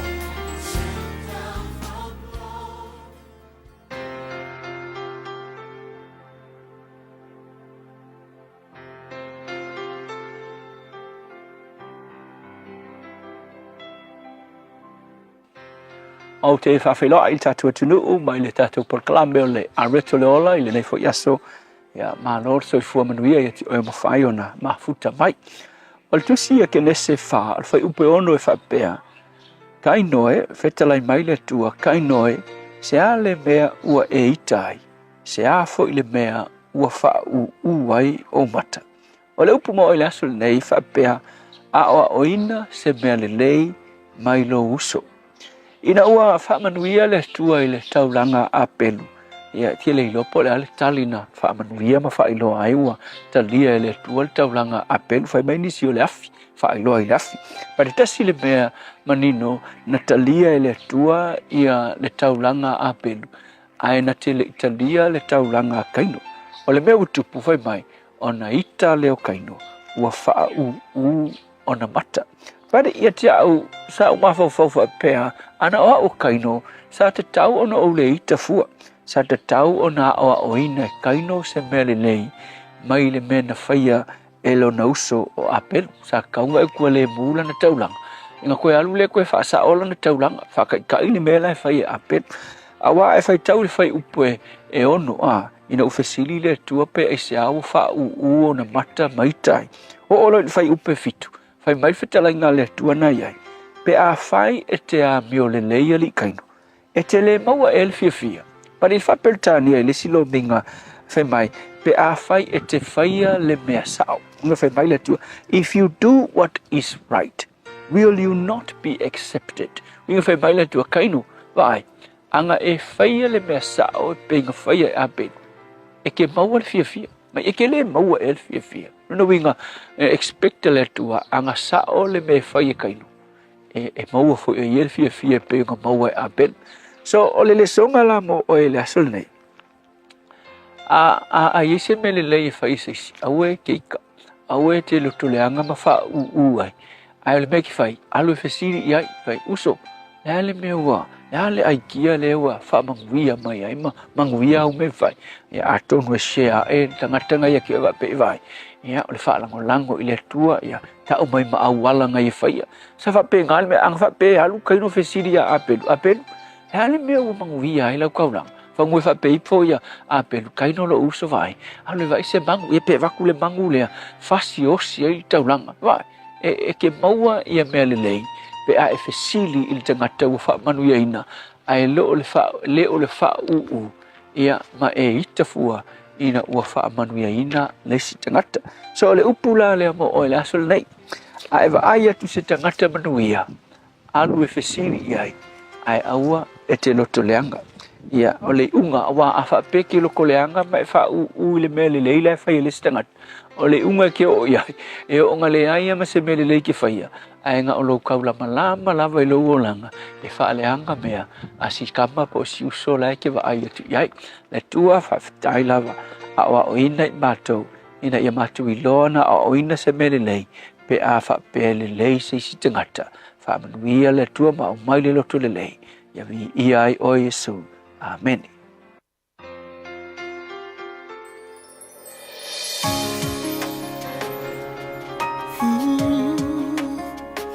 E sili lo matai Pesa mai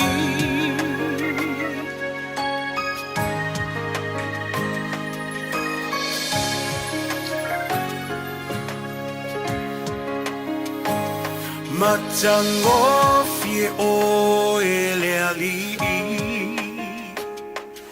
La ei o ile mama Vi ia o ele tupu Vi ia o ele tupu Fusia ile malama Le poni sa ua sola Ngatete siu fofonga Ngatete siu fofonga E ofo ngia oe Pese mai e ofo ngia oe E ilo mai e ofo ngia oe Lo matai Ele mavai oia E tu maufa avava Mai le amatanga E oile ngata anga Le atua toluta sipa ia Tama le alo le ngata Leona mata utia Le mamwe na fasia E ofo ngia oe Elo ali ese mai e ofo ngia oe Elo mai e ofo ngia oe Lok matai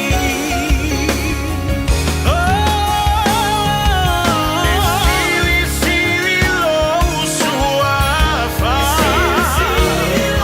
Matawi ai vinga O se iria enei E sili oe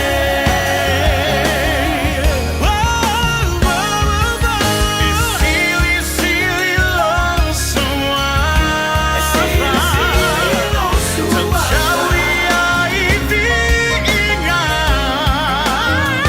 O se iria enei E sili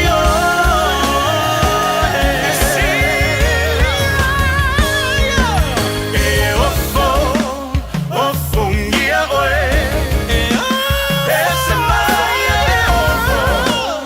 ofo ngia oe E ilo mai e ofo ngia oe Lo matai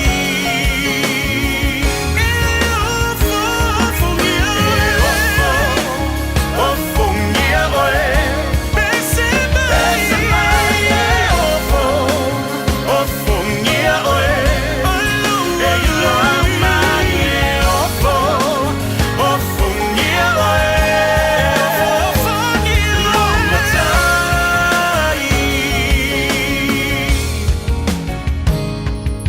E ofo ngia oe Ese mai e ofo ngia oe E ilo mai e ofo ngia oe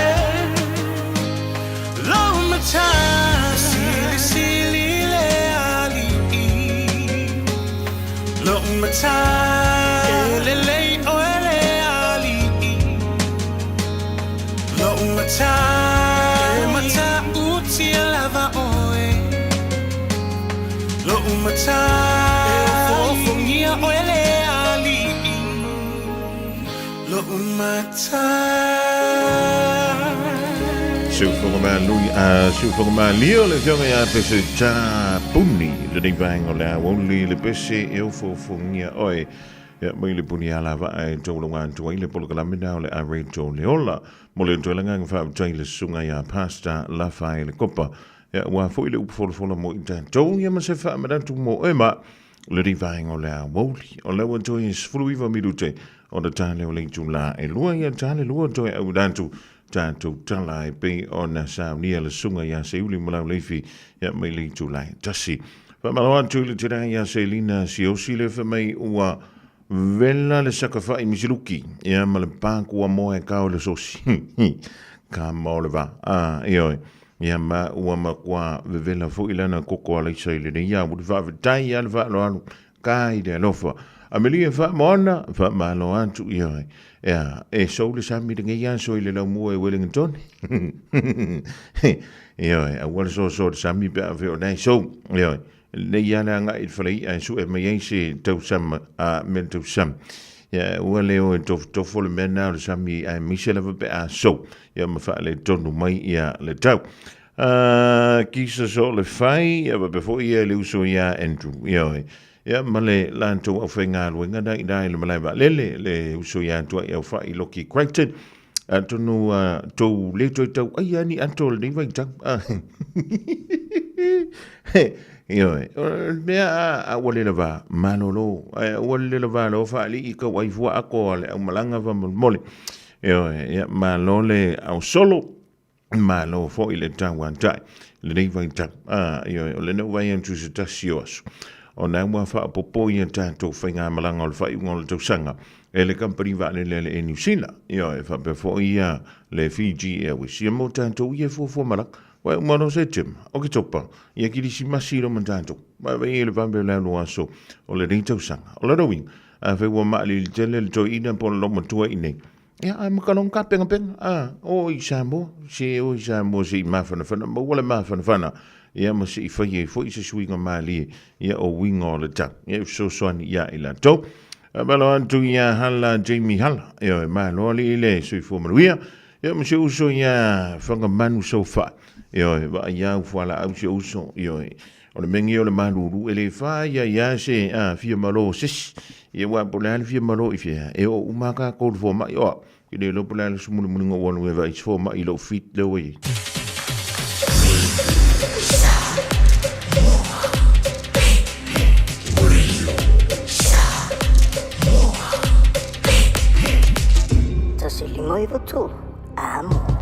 Beta Drive Doctors ile tau longa fa tau I mangele fa pea manrua o le vainga o so singa se pe amana o mia e fa tino e foi ma tui pui o le fa na witi o tui pui le ko witi sfuluiva mo ila tau e sfuluon tau sanga malunga atu fa pea ma tui pui o le flu Pala au telefoni, 255 iwa valu. Mo so wanoe fa tino ai nei au nanga. O fisa fo mai mangele I taftafane o McDonald. Aman rewa I taftafane o Faletusi po le Public Library. Beta Drive Doctors Clinics. Mga umia se maafa mga kosyo kingalay sa mo. Sisi, le Lifestone Headstone Life fai le lako fa piko mo maa e lalo mai le lima afere kau. Mafai fo inga la foi sa mo. Vili leong se lau kasi valo lima iwa po le website o le lifestone.co.nz. Fa iloe le Lifestone Headstone o le Radio Samoa na e maua ai le nei fa asalalaunga o na lafo lea o le maafa amanatu I Samoa e au noa ma se tongi. Lifestone Headstone le au nanga a le Pasifika. O le R-Dash Travel o le company numera tasi le taungo fio pasese mo Femalanga inga I Samoa fa pele malanga bai I Samoa I New Zealand ei. A fea de loa I le ofisa o le R-Dash Travel tasi valu lima Great South Road I Manurua. Pe vili mai I le telefoni tolu iwa lua o fa o. Tolu iwa lua o fa o mo le R-Dash Travel. O le A1A Tree Care Limited la tau te whaia au onanga nei. Teu, whamama, whangata, pe ave sea ni la au mapongati mai lo fanua. E ma fai fo na latu te wina lau tonga la au matoi tato. Wasilia mar se fulu tau sanga o lana tau tua. Wala au lua le A1A Tree Care Limited. Le olua tasi olua o tolu ono o. Olua tasi olua o tolu ono o. Tasi lima I watolu amo. Radio Samoa. Lewa to is full lima minuto ton talo link July lua tala iwai whanua whamaloa to ya Rita Lennox male au whinga luenga le New Zealand retail. e dai favona ma lo le ngā lue ma lo le wha ma losi. Risine o tātou whaalinga ma whaasitilanga lo tonu mai le ofisa o le Radio Samoa. E a wala wale no fusila fia e lo o tupa ia. E ma lo o tonu malo. O le whaalinga mua e o le ana mai ala tātou wa whaamoi moi nai toi whaia le vegas fole Zumba. Team No Excuse Zumba. O le Filifili ma le songa. A wari ngalo sau lo minga o le tusi o le songa whaatasi e ma le lo minga o le Filifili. E mawai whaalopenga o Samoa i sisifo tutuila mamadua. O risi o talatu o Samoa o ala ngā opu. E malamatafa yo e le matai le whainga o whaalewelave pe o whaai poiponga ma liu o le o siusinga o ainga. Whesila whainga o Paulo ma si i whaanoalo antoai ma whaalonginga o e kaelesia ma le tele o le ngangana o whaanoalonga. Na o le fitu se fulu tāla le tau. Na o le ofisa fo o le Radio Samoa le tolu pa tolu ono Hobel Avenue Marukau e maua ai sau lo minga. Morisi whaamatalanga, wala mai le tātou ofisa i le lua ono lua tasi lima i watolu. Lua ono lua tasi lima i watolu e mawhai fo o le ea ngai. Sao lava i lunga o le tātou upenga ta wha ilangi o le shopradio.samoa.co.nz o le shopradio.samoa.co.nz ia e whai mai iai sau oka whaafutai. O le whaasisilanga me le whioanga o Māngiangi, e toi whaasisilantu maranganga whaaloalo i tama whanau uma le whioanga o Māngiangi o lo ala lama papa au i New Zealand. O le antoi whaia le tātou whilo inga i le aso lusfulu o September, o le aso sa lea i le tulai lima i le whiawhi, e toi tolanoi nai ma wha manatu tāpiranga, mo le wha moe ua tonu e wha tonu uina, i le aso lusfulu valu o September lua whilu o wha, e whaia le whilo inga i le valu awa streeti o Tahu, i le Otahu Rugby Club Hall, e tā ua telelo awa i mai i le nei whilo inga, morisi wha mtalanga wha sota i mai le numera, o le olua tasi lua ono tolu lua o. Olua tasi lua ono tolu lua o. Po le olua tasi lua valufitu o lua. Olua tasi lua valufitu o lua. Ma le whaalo le tele whaafetai.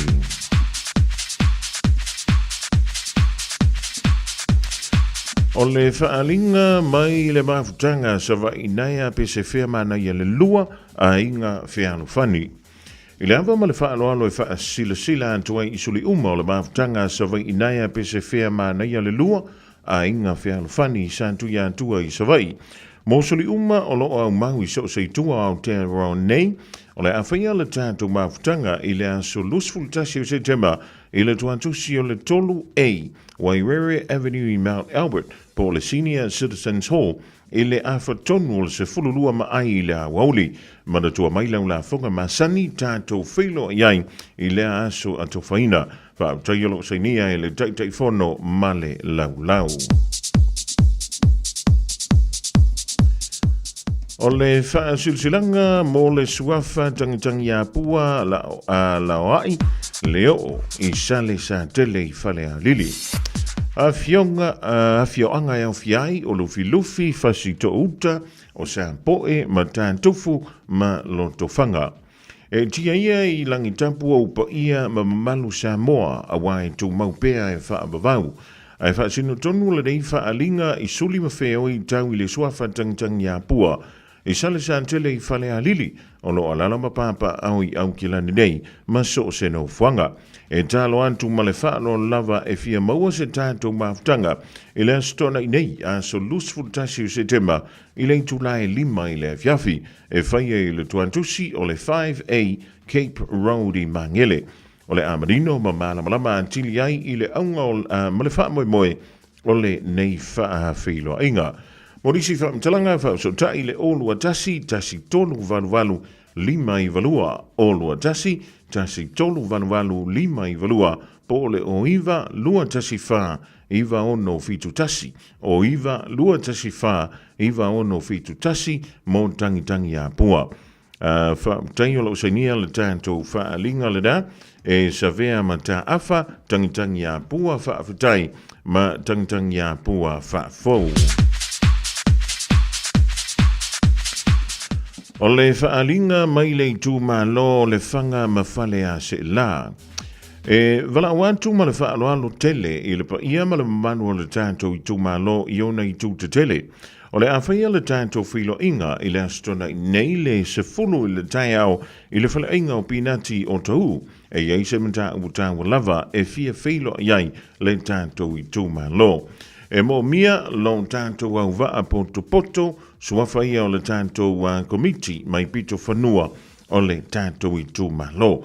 Morisi fa mtalanga fa so tai ni telefoni o le olu altasi olu ono fitu o I fa olu altasi olu ono fitu o I fa mtayolo se nia le dei fa silanga e fina mose mo e maunga se furulima la le ai titi malu tu sani malai silia tu au pepe ma vai male malo le au pepe. Ma le whaalinga mulimuli mai le musika moana. A wone ngalo le tauvanga o whipese le Pasifika le musika moana I le astona nei I le Dewdrop Sentai Manukau. O lo maua pele avaroa e whaatau I lau ticket I lunga o le upenga ta whailangi a le event finder. Whaabea ticket e whaatau I whaitotoa I le astona nei. A matale tauvanga I le se fulurua I le awaulianga I le wha I le fiafi. Tala whaitoa mai le awha o le se fulu ma le tasi. Su mai malo ainga ma wo e mai mo. E le mātango fio tāpedanga au whipese ese o le Pasifika. Polisi whaamtalanga tunga iane I le upenga ta whailangi o le musikamoana.com. O nisi nao wha silsilanga le utono mai le ofisa o le radio Samoa le riva ingo laso. Ia wala wale longa puyali I o lo o taupa ia ma lo o tau mamalu. Ia na o le tuwa lalo muli lava le tātou polokalame wha mole I lantou o lea e tu sia mai a tātou wha silsilanga ma wha alinga. Ina ia tu iai ma le koma, tu iai ma le pilionta, tu iai ma le wha mamafa. Ina ia tau mawhaiantu le tātou au whainga aluenga nei. Ia o nai tau whio lolo atu a wala wale whaafunga anga alepa ia malu o le tātou tro. Pitu minuto na tāle o le tu lai lua tāle lua tala I vai whanua. Radio Samoa. Taslima Ivatolu. Amo.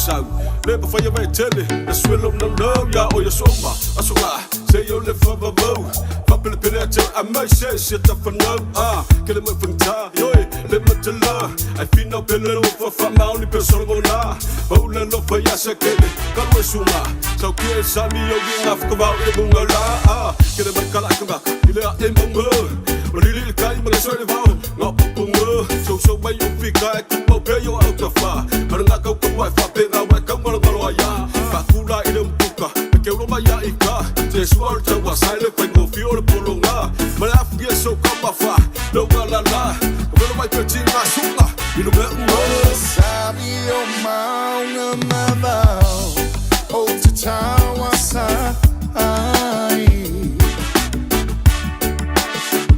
o fainga tama tinga o me uma o te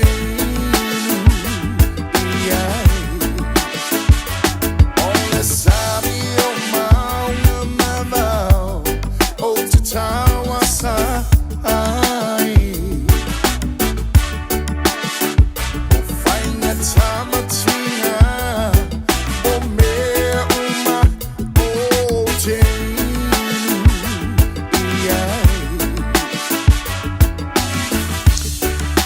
Superman Richard Parker Zipsuma Vanessa Kai Misi wa fai wa ina sauya o loa e mai ia na fa na wi lo mo te po lo lo e mi se fa na tamba ile lo I folta I was folta sanga le mantu e lo lo wa ringa le pake ko vo ile le po ma uma ko ma me ai ngai ko ngor kapo e te sila fia ante ale lua pe mai e tala ve fenu te fia fa ilo antu le mafua ye polan ko nga me ai tawai ona bebe siele awari yo super ile pe amana va unga luenga wa matale wiki eni paisi da eba aluete pa o male mautino ta ona lava le paso ne imotu masi au seleni ai emoane wa pia ai ona ita maiti asutona ia nga ia nele pili marketi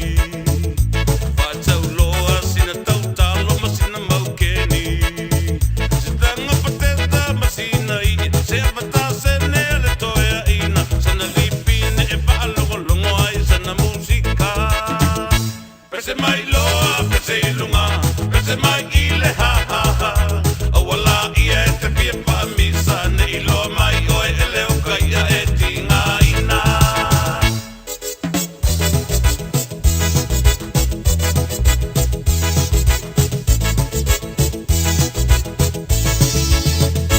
tautuana se iva pa alele foi il pale me umalava wa okay awale va pia ulavale nei ele po ine ile pa vai lau sapane I masa o ile pale wa mole le mana vale tau mapa e si li lavale no popile mu ile pale le ai se popole ile avena o se tavale kilo video mai mata mata ai si va mai ma pese le tabale ale pine lo pia pia gieni manuia pese mai loa pese ilunga pese mai ile ha ha ha awala ia te pia pa misa ne ilo mai oe ele o kai a e tinga ina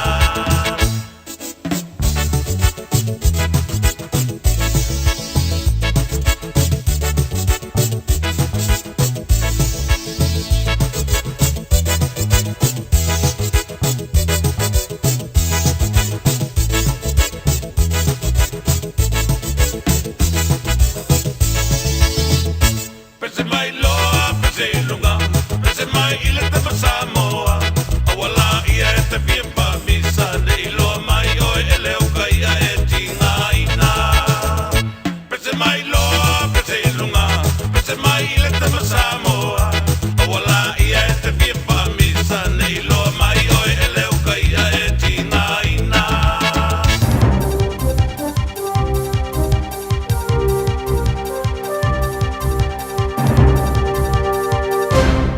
Alo lon sai for the boy if I tell fat for ile ne auli malulu male su Ele mamalo le tino mal fa mai tala mo le tula tala tumua. La ngona tangata sa fa ola tia mai sa wanga u fa na tinaki le malo. For the CF to feed the fat you is a papo sifos for fanga la wala fa sa o toile paila tiwi. Ta longa sauni brave heart wala city. Wolf doinga ta longa mo le Bledsoe Cup. Fa fonga mai ar fa lo telino ni tala. Wa tili fa o poina le malo ia fianga ia na fu fanga il fa tapula ina lo numero tinga te ma fa ona awe fa to senga fa la wai tele mo tinga te sa fia. I tau singa malo. Ile vai asa tulu ai sa fa vi ina i le fainga malo so fa tasi. Ile mari lia lea e kawaina e tupe fa alu mo fainga malanga mo tinga te sa fa ola tia mai sa wana. E anga i atu Wellington e mo le fa to senga lo ia malo. Ta fa ilo le Johnny usira ya you like. O le tō telo i lātou sa lātou tongina lava i e tupe whaaru e malanga ai e tilo le ripoti al Commission, le Royal Commission of Inquiry a o whola siaina le Parliament i Wellington. A e na ole se lau val se fulu tangata o le ampoine o na mori mawina tono le Parliament i ale whātou e senga i la se fulu male lua November. A e siria male afe lima se lau i lātou o le amawhai o na mata matalo i a ilungo i e te tele. Ino whanga watu whaine au Pilani, Wellington e Makalei Stete, au whaasala lawina tu sao le whatu senga. O Hansa Frela, ta sa waina ni ami o ngā mātanga e Philela brother Bernard McGrath, mo le tōtou sanga i whaalaburu tonga le Hepburn Trust, sa langolongo ina le malo, wa ia whaali aina le Johnny Sila, o le tupula o le numero tanga te mawhai, o na awa i le whatu senga o se me whawa le balea. Ta i whaali ai. E fai to wafe mafitanga te sao mai luma mafa ai lo ila to ile suanga. Ai ole uta o nei na ole afe feature lau tingata. E mafai ona malangatu e fa longo ile fa to senga ile tunu atoa mai foringa mai o se pore i foringa. Ai ole i poti muli sa fa senga ina e tine male luma se lau wafe tangata. Ta fia nei sa wanga ma fata mala ia i to singa le malo mai le afe se lau lima spulu. E o mai le luafe mas unu mareva. Fadi e frela. E foringa mai ele teleatu atunga ele e teleatu atunga lunga o le malo e winga i le vave whaatea esto le whaateo e senga. Ma no whanga wato whaina e pe taui mo le au whai porokiki na i lo le wha ailoa o se Salamo morning. O tangata fo e mawhai o na awa i le whaateo e senga. O le apiki mai le palo te whaia o le winga a whai lava e misi gata o le a le a wai foi. Te tūlanga e pe ona whaari e rela i le Johnny Sila o se Purusiki. O tū Chapman, sa au fia i tangata sa whaola tia, sa au foi na tali, i le awala e awai o na whaia le whaateo senga. Ta e tā uai, sa le ai mas te taimi au whaia e talanoanga, e tā uai, le whaia le whaateo senga i to tono le Parliamene. Ta iai na lātu manatu, e whaia e whafo le Parliamene, a po se no whanga e ofiu mai tangata, i le aso e tasi. O foi na tau tino ngā motor Pasifika e tūle o la tuto mau ainga se lau paseno le whao ngai no maaro si anga le tisi whafo wina, renewable energy, e retonu o le isi se fulmane le mito sanga. O le autūle nā le whone tanga mo aso e rua mo le maaro si anga whafo wina le Oceana Renewable Power Summit, i au ki lani le vasta nei.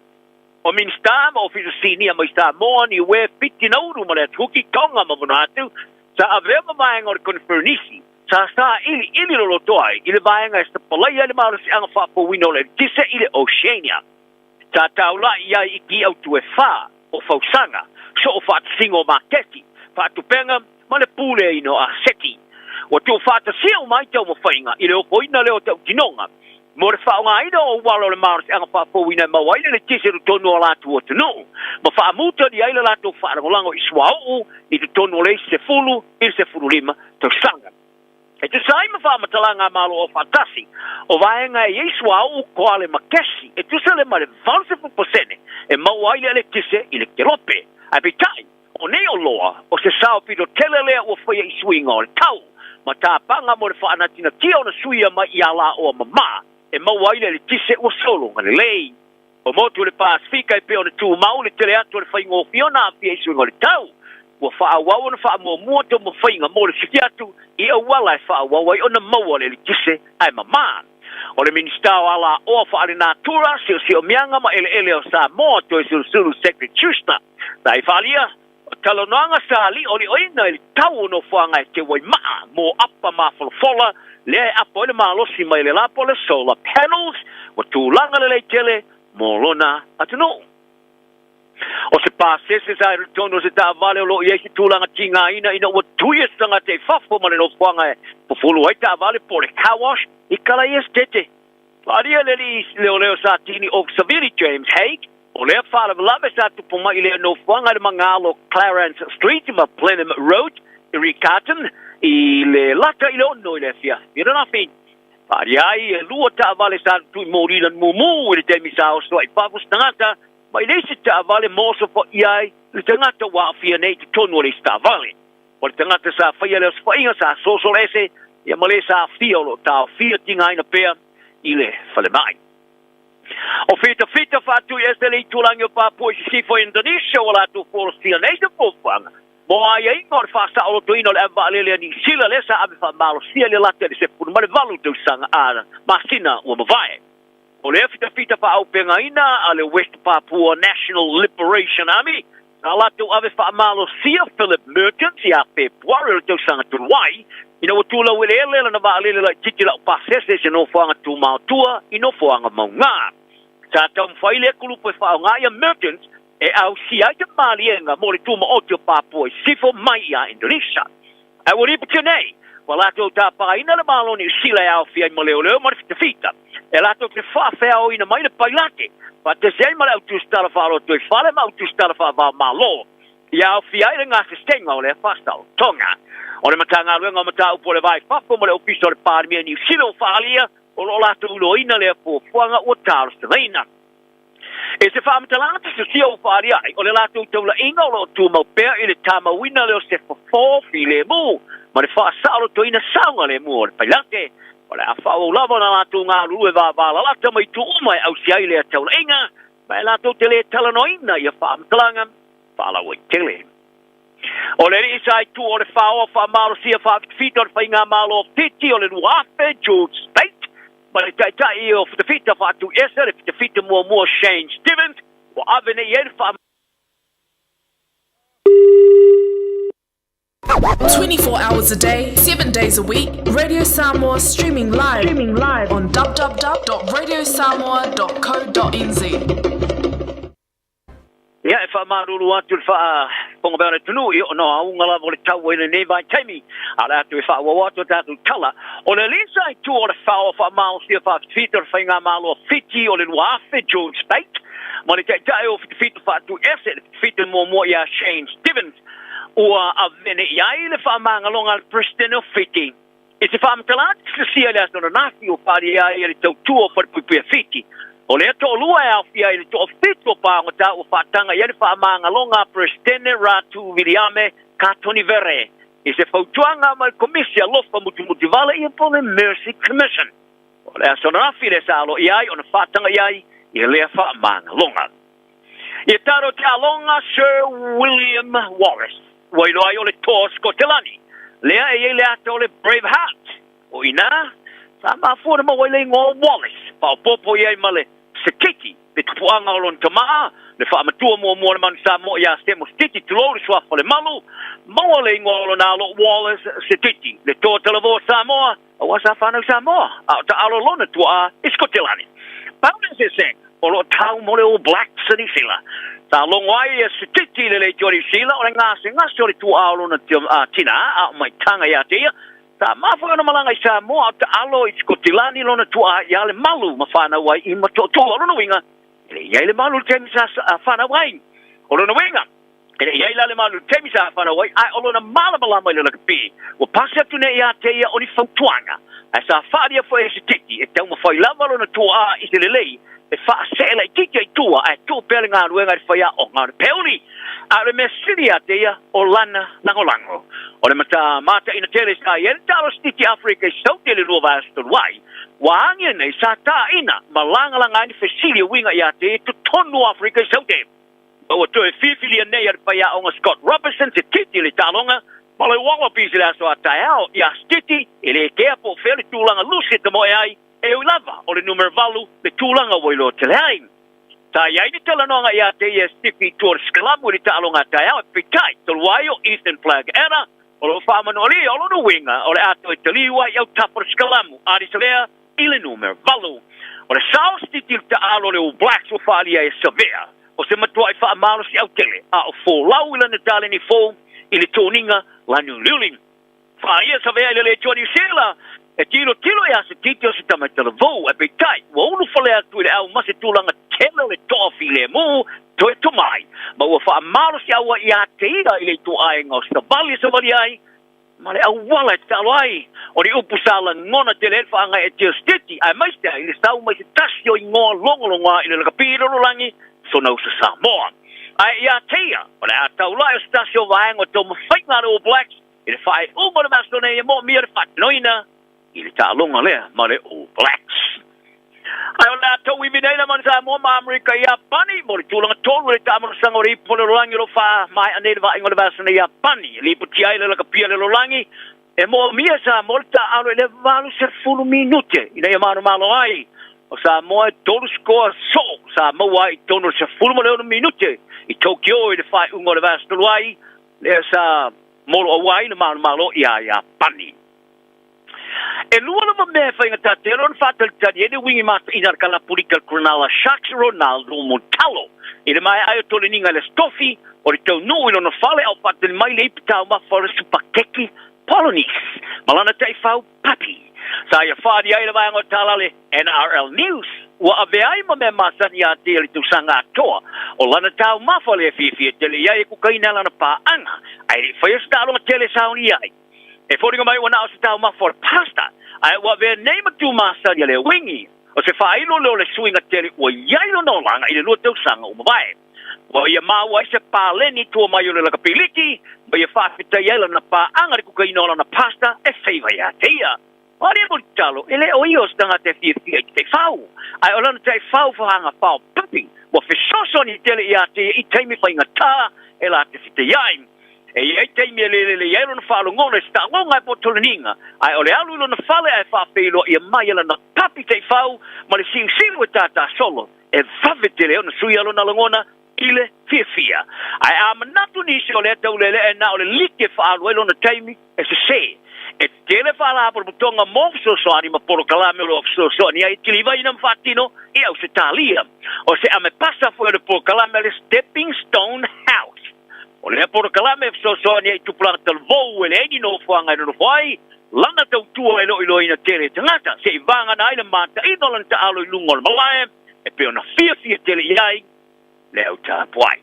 Tala na alna yaso iai le nganga file mumala on sa tenta uma. Soi fuia.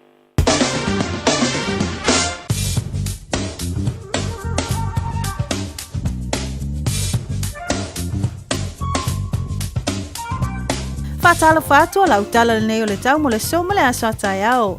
Winga le tau mo le so e to ulu vāvāsolo ai nai timu, ai whaatupula ia le mamafo timu ngā mo le nei aso, mai ono pāpā nai whaititili, ai whaititia le malo si whaasolo atu le awhiawhi. Angi malo si mai motangi mai le itu mātu i sisi fola atu nuuanga i atu i le awa uli. O le vevela whamauina mo le so e valu tikeri, ma le malu lua se fulu lua tikeri. O le angoto le lai la fiafiana nei le se fulu fitu minute te ai le tu lai ono. Mo le aso atai au e mātele ina le wing o le tau se i vanga na ai nei timu to ulu i le tai au atai au. Ma losi mai savini mai le tu sifo le atu nuu mai whaititia anga i atu i le awa uli. Vevela whamauina mo le aso atai au e se fulu valu tikeri ma lona malulu e iwa tikeri. E o soa ele lai le se fulu tasi minute te ai le tu lai ono. Ma o le angoto ifo i le se fitu minute te ai le tūlai ono i le awhiawhia tai au. Ma o lau tala na o le tau mo le show o le aso tai au. Ua na o le Radio Samoa se 45 a mo e tautuaina o e ilaungangana fitu aso le vai aso.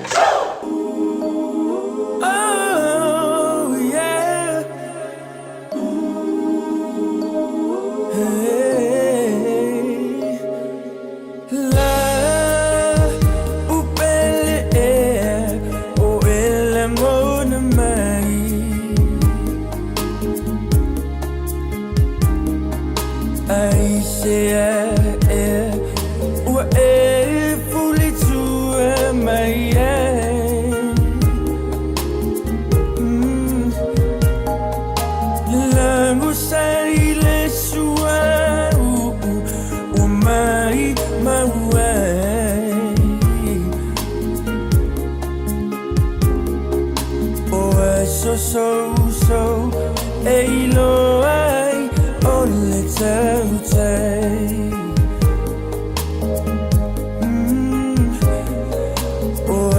so Ei lo ai on le taute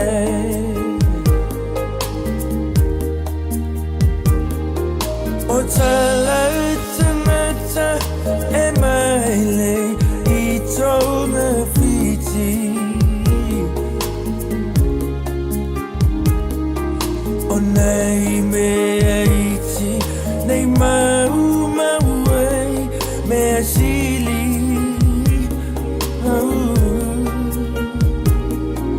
Le uta alle pozzo fetalai isi on loto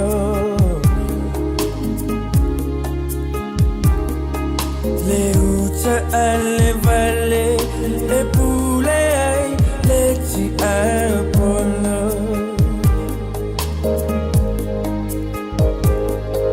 Le uta alle valle e pulei le ti apollo La belle il tova fa so I fue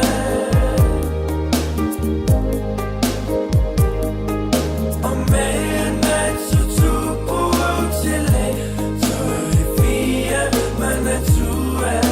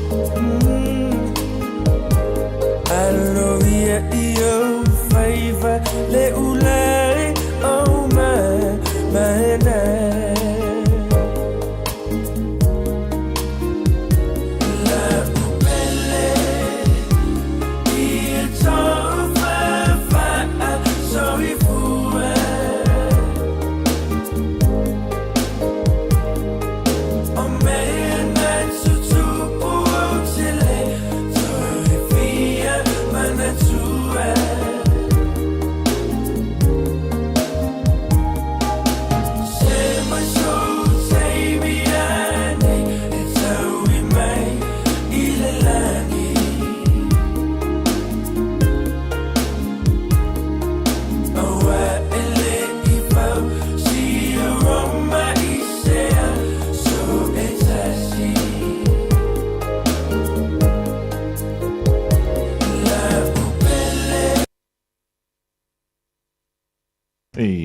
ke ia le pe. Si fonga ma lia da. Ja, ole oski bandi le dei fo I vainga o le awoli ma le whantunga ua whaingo I na la upele ea. E pe ona whaafunga atu e le tātu o tunu. Taulunga atu I le tautua le sunga I a se uri malau le ifi ma tātu tala. Pe ona e whaafunga atu I le tulai lua I le awoli o le so. E o e whaamalo atu le sunga I a se uri mo le tautua I a mai le wala sunga fua se I o mai le so. Maua se si whaampoponga I le tulai tasi le awoli. O le asunga fua o le vai aso asau. O le tautua malaunanga le Oski Band. O le amawhaiona tātu wanga I atu ia. Ia tātu te tala noa atu ia I le whionga ia to le fo. Ia ma le sunga ia au I matang. Ia o le Oski Band I se taimi o la woli o le so. Wha malo atu I le usu ia fish.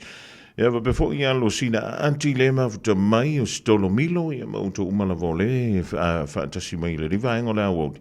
O le aso for waile le tautua whaua le Radio Samoa ta si lima I watolu a mo. Ai whai e ni whanau tama I lalo I folta I se fulu ono tausanga le mantua. O le rai e I lau maunta po o lau lau. Ai o ngai pi ke foi lele tele mautino. Po fele mele ai anga I la kome ai ya so uma. O le mana I le mele, o le fu o mala mantu I mau. I le mele, fai e tupulanga tala vupo o tamaiti tama. Tati e le tupa o tamaita. O le tupa le wari, le ula ikia. O lea ua sau nei le whamatalanga e whapea. Ia, e mo o mia e le whanau tama. Ia po o le tupa le wari, I le vale o le afo. Se fulu whaanga I le se fulu ono tausanga nga I le se fulu walu tausanga le mātutua. Ia calories I ala tau mea ai le aso. Lua afe walu se lau calories. O lono wi. Afe o ngai afa le pusa wiki piki foi le lenga ai e kambanga I le kaya. Ia ele taitaiana antua I na. Ia calories e mo mia I le ola tuputupua ai o le tama. O le whamele whamtalanga le I. A whai e se fulu malakasi wiki piki. E ai e le tama I le taia. E na o le lima se lau valus fulman tolu calories o nai e na te tau mawhaina. Ia o na whaapopontu le iei malasusu. Na o le luas fulu lima pasene o calories e mo o mia e le tama. E o antu le se fulu ma leono tausanga le matua. E mo o mia e lontino I le aso.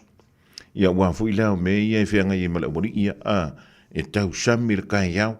Alu wakulo I lea onga ka alu, maua le lanchi lea onga po lana anu malana tupe, e toe ai fo I lea onga. Nga onga ku ua o kamanga papa I me le fale po lea le mea ai le fale e mama umai kamanga, ko e o aku I le fiafi, toe fai le tau kukafo, ko e pa o fo I kamanga. Pe a fai fo le iwa wakaris fulu o lawa matana o le a inga mamoe. Ai whanonga koe korpu saisa, la fu koe pake ko mai e kamanga. So, o le winga o le whamtalanga le nei au, aua e te popori. Ia ma ue ke oki. Ona, e mo o mia e whanau tamaia. Ia le tele nao calories, mo le lanto wola tupu wai. A whaatusa la I tamaitai, po o alo teine. E na o le lua afe calories, e mo o mia, e le lua afe lua se fulu. Ia calories e mo o mia, e le tu pale o tamaitai. I lano ifo le sfulu onu, malano ifo, o la tausanga. Ia calories e mo mia I le aso. Le anga fo I se ia le afo. Ia e le nganta I le tulanga fo I le le tino. A o le o vaenga e mo mia, a wale o le tupuai. O na ia tanto walo mawhana. O lona wi. Ya, a weke koe papori, a paware mea, whaakele iei, o le si vaenga le vei mai iei. O se tasi o nutritionist, ia po le tangata fo ilele na te sila fia. Ia po le alto I ngā mea ai po tau mawha. E ala ngā tau na tātou wa aiai, o le vei mai. Ia o le sia vaenga I fia lan tama e tau mawha. O be I o saimin, e leo whea tula e lautala. E makwa ai a koa kama voilele o le 10 pack. Ia por kama voilele lima ia se furu pepa saimini e ton. Ala whai mai. E ui lava I leo fia I sian tama I le meana. Ia o le si vaenga na. E mawhai ona snack ai me nei o whana. I lo lanto wola tupua. Ia o sai la kako. Au ala kao fia me I o whana. Ai mai se lava. Ia whana utama. Pe au inga fia ai. Awa o kamanga o ke whaia. Sole, o la ua ngase lau moi. Ai pi ea singa me vule ke wha alonga kua I kua raumukuka. O la pi e pa o e le pa o leo kili. O kamanga. O la ua koe sa ngole. Ngole a whaila i eni o la tau teila aiti. O le ito pena tu le whalea la tau lunches fui. Ioe, a whayongi pepa kuki. E umalele yanga ai e kamanga. Ioe, a whayongi pepa kuisi. E wha solo kua I ngā kamanga. A le wha meile wha maumau. E le ai. E mo o mia I lanto. I anta mafa. E so swani lo lanto ola tupua. E le wha pera. O le ama kua kau sambia le menga kamai. Wa le menga e fiwe so se ofu. Wa makua le mawal sais. Ai, tau mafa. Mawhai e. E to anga I ta o e ka ano ma o e whaafu. Ngai li kai ale o langa tupua e nawe I tanto. Ia, o se fautuanga da mo I tanto. E a wale whaia fuanga I kamaki. Ai makua I whaakumur ka po kiraka. Ta alofa Samoa. Wa ule nei o kasputi alu. A wale sui ale ngila ura ule kio. A eva mai ina se fudu lima iwa kolu. A mo. Radio Samoa. Vevela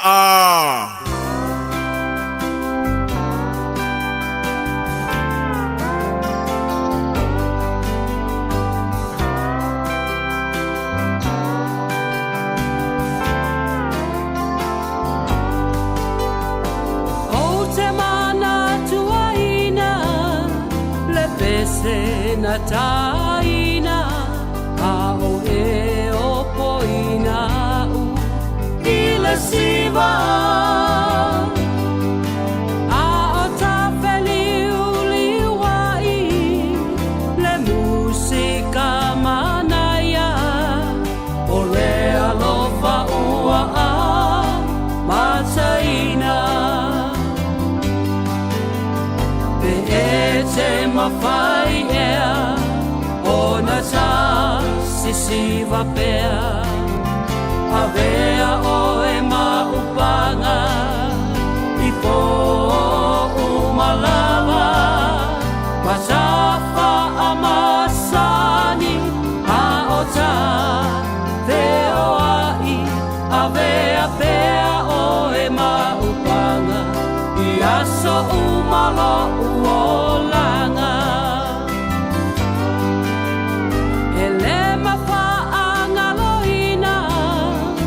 musika manaya a o ta ulima masisiva a o te patu ma o manatu natu e fia vea pea oe moa u e se mawhai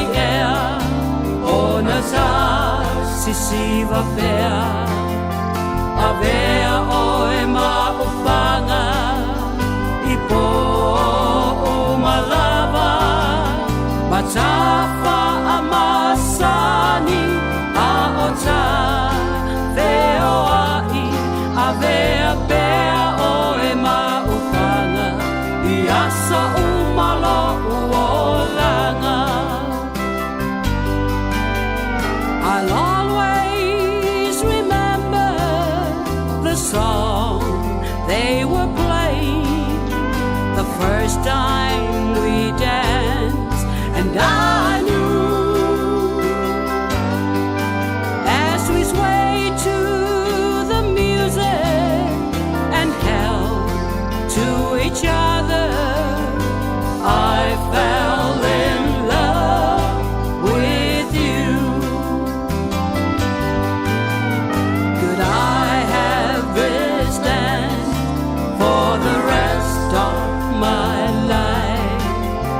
Let you be my partner every night. When we're together, it feels so right.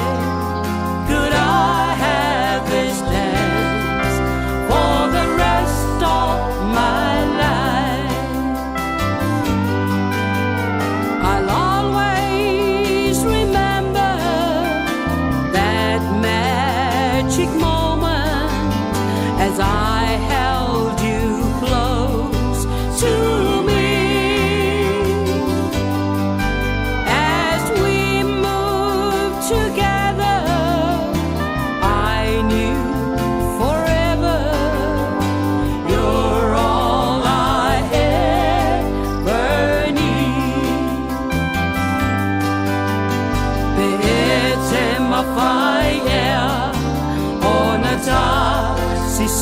whapea a vea o e maupanga I po umalava matafa a masani a o ta veo ai a vea pea o e maupanga I aso umalo uolanga.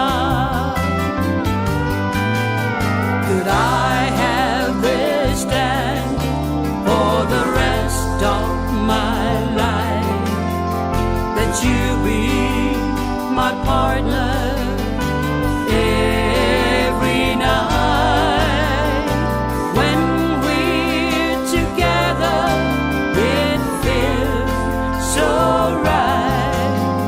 Could I have this dance for the rest of my life?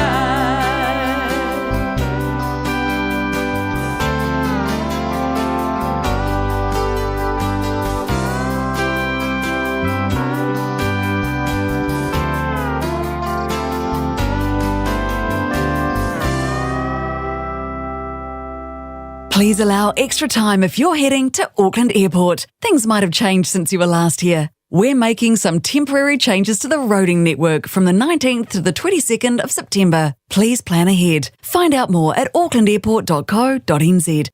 O hawhianga o ta'alonga whaitupe e whaale tonu ai mafutanga maainga o whanau ngā ruenga. A awhia ai le whaasoa tautupe ma le tele ai o le popole ma le le mautonu. Aua e te mātamuri e whasiri mo se whasosoani. O le au whainga ruenga le mapu maia. Ua iai to mai whaapitoa e whasosoani mo oe. E le aise tongi mai le whailo ina nisi whaatale noanga. E ta lia so se tangata e fia maua se whasosoani mo se whaatale noanga I a awhianga o ta'alonga whaitupe. Le mapu maia. Telefoni o Valusalau, lua tasi, lua lua. O Valusalau, lua tasi, lua, mai le valu I le tai au se io o I le lima. Talofa Samoa, o Ateshna Ryan, o le Licensed Immigration Advisor mo le Auckland South Immigration Consultants. E visosoani mo so se tu ai ngā visa e malanga mai e New Zealand po Australia. Telefoni mai nei loa I le o valu o tasi o no valu whawhitulua. Po le olua tasi o no valu fitulua tolu o. Stop! Kaufi, tu o mo fe au masani o las farele la su los fulfito se tema. Ta pena leo la e mahan, ma tamaiti, aya nga iatu I le Dine and Dance ale tuisa mau Manhattan. Te tala fai tutoa I le afole lima, serve me ai taumafa I le afole ono ona e koutu luma I lea. Whaafia I le po atoa le tuisa mau band a o tali sua. Tua tusi 941A Dominion Road, Mount Ruskell. Limas fultala le fale te tala le pa I le po atoa. Vili mai lesmo se booking e mauti no ai sau laulau I le olo atasi o iwa tasi o fitu o varvalu. Le tuisa mau Manhattan Dine and Dance. Siva mai! Radio Samoa. Taslima Ivatolu. Amo. Samawala Ivao Male Matua Fa Mausili Seuli Fa Apea for Ile Fuayali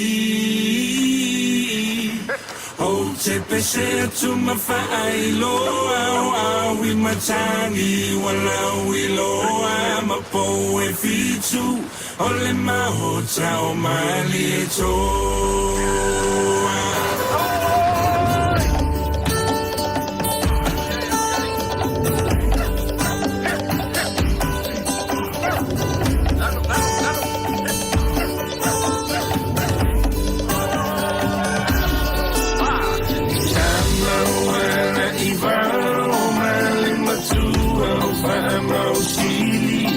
Seuli fa apea for ile fueli o te pese tu mawhaailo au I matangi walau I loa mapo e fitu o le mahu tau mani e toa.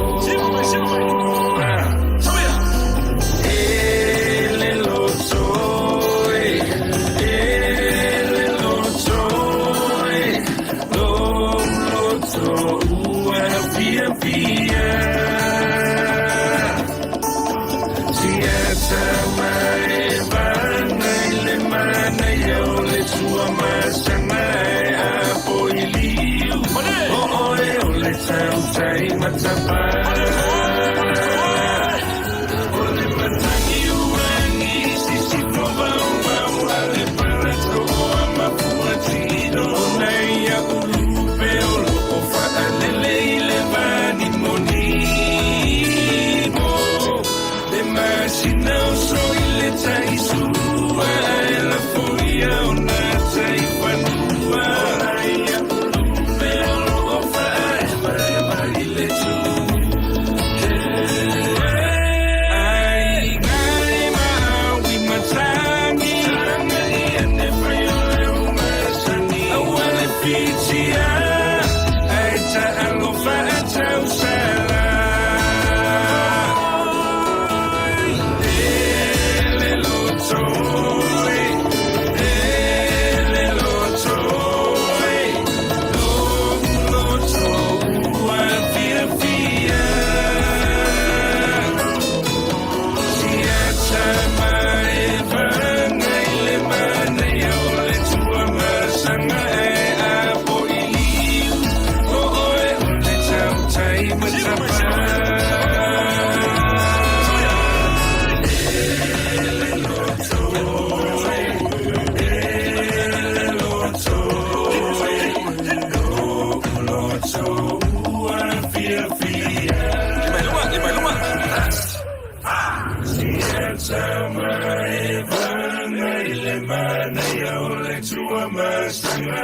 a po i liu.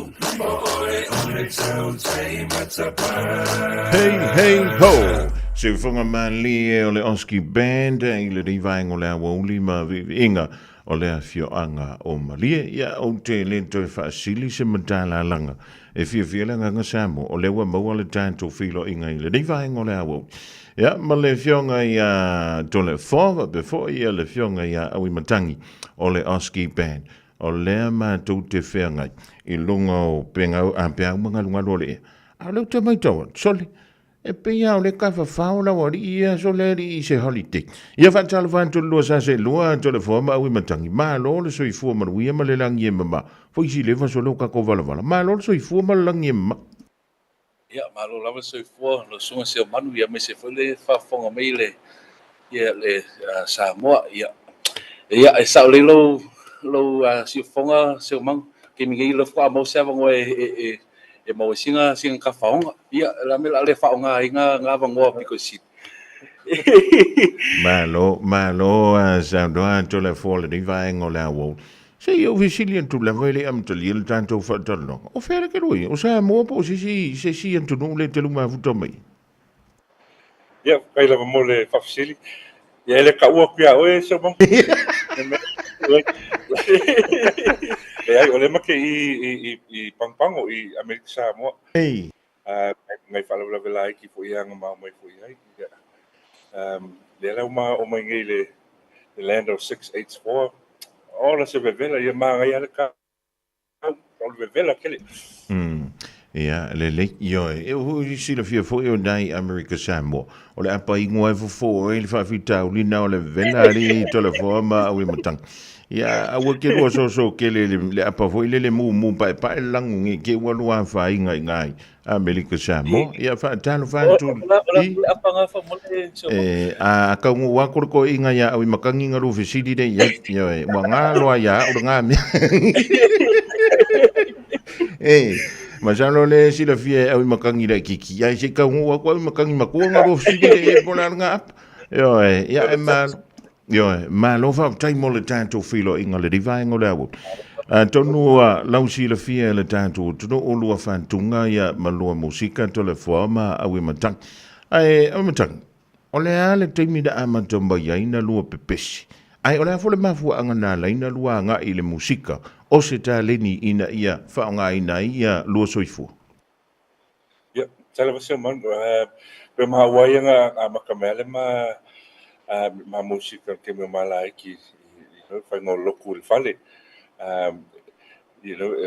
o afia mai e pese louco o ia o nga ma wa pese louco do ma ko fale nga penga makama ngale faz ma música ia o lola ia onga ia mea kau music talent shows me whapenanga a makaianga ngā peo rapi ma musika ia lela o man kimi gate but wa me pesfuli ma kau sanga sulong kau sanga o peo le ma kalengi but so ma wa ia ma fie ke le whakunga fa Samoa pesa mo e me sa pese ko le skele ko lela o man kimi gate pe o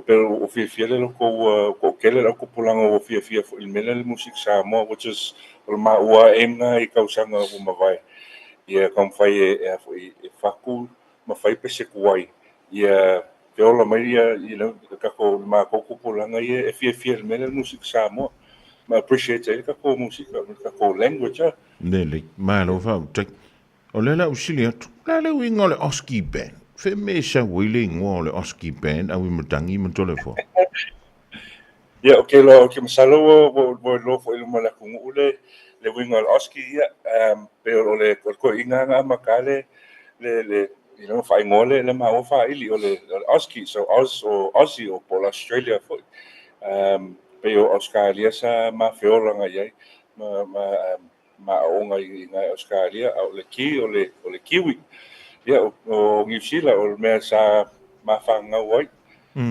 el me ia mai lole ia le Aussie ma le kiwi ko akasi mo le oski malo va au vela le au vela wo lo mo paulo ni mo le fia le ia o ke migeio kai ale faila ka mo manga I Samoa o lo ngo fingi Samoa do mamaia ia me kau a onga ma no lo sa ri laka lo mga I me kau ka muka ia lo ko sifi me ngi Samoa ia au le smoko ia o makangi o lai ka ape ai o I Australia malpung o le fa ia o matangi lai titil tala vo ile o le mea fa tuai mami o le mena fa ia pe me o me kau so manguia le ainga le mo le mo I me kau ngalwenga I Australia ma ia se kau so ko se se ma o manguia ma o foi ainga ma Susana ia se ko ki foi a ko foi mai lo I Samoa o Samoa o ma o nga le to ko o mai nele o le tasi le o lua fatunga o matangi ma tole fo le e ma fai ona lua tala noa winga ile pese le o matangi ma tole fo o le ale winga o le fue sisina va mole mole ia ole fu sil pese tsala nga upu o pese ia nga kusi ma kusi me te kusi e so song me foi male ma ko inga per ko inga nga fai kusal fangal ma ko kusi nga pese ma ke frango fi ile kusi ma pese ile fa pala ngil kusinga ia nga saula ko inga so song mai le fango le swinga wala nga upu fango ia lo menga o ko ma nga ia le ma ko writing process ma o kama o whainga ngale whai ei. But ia o le fuifusina o le ngā upule kelenga whaonga e ka kukanga le malamalama umale ia mākua ia ka māuki ngā ka kuakumu ule le winga. Ia pese kalakunga le winga le fuifusina se mau.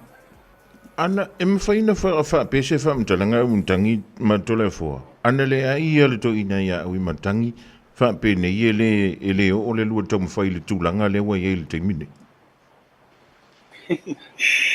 Ia, sao le ale le kalanga se mang. Ma ua ia fie ke le makeiloa kusi ia pesa mo pat. Alanga ma le leile sau ko inga because ia upu sao because o ma o pe alo wa ngaka le ma o fa sa mo ia but o alanga upu sa mo o le ke le meaning e tipa le upu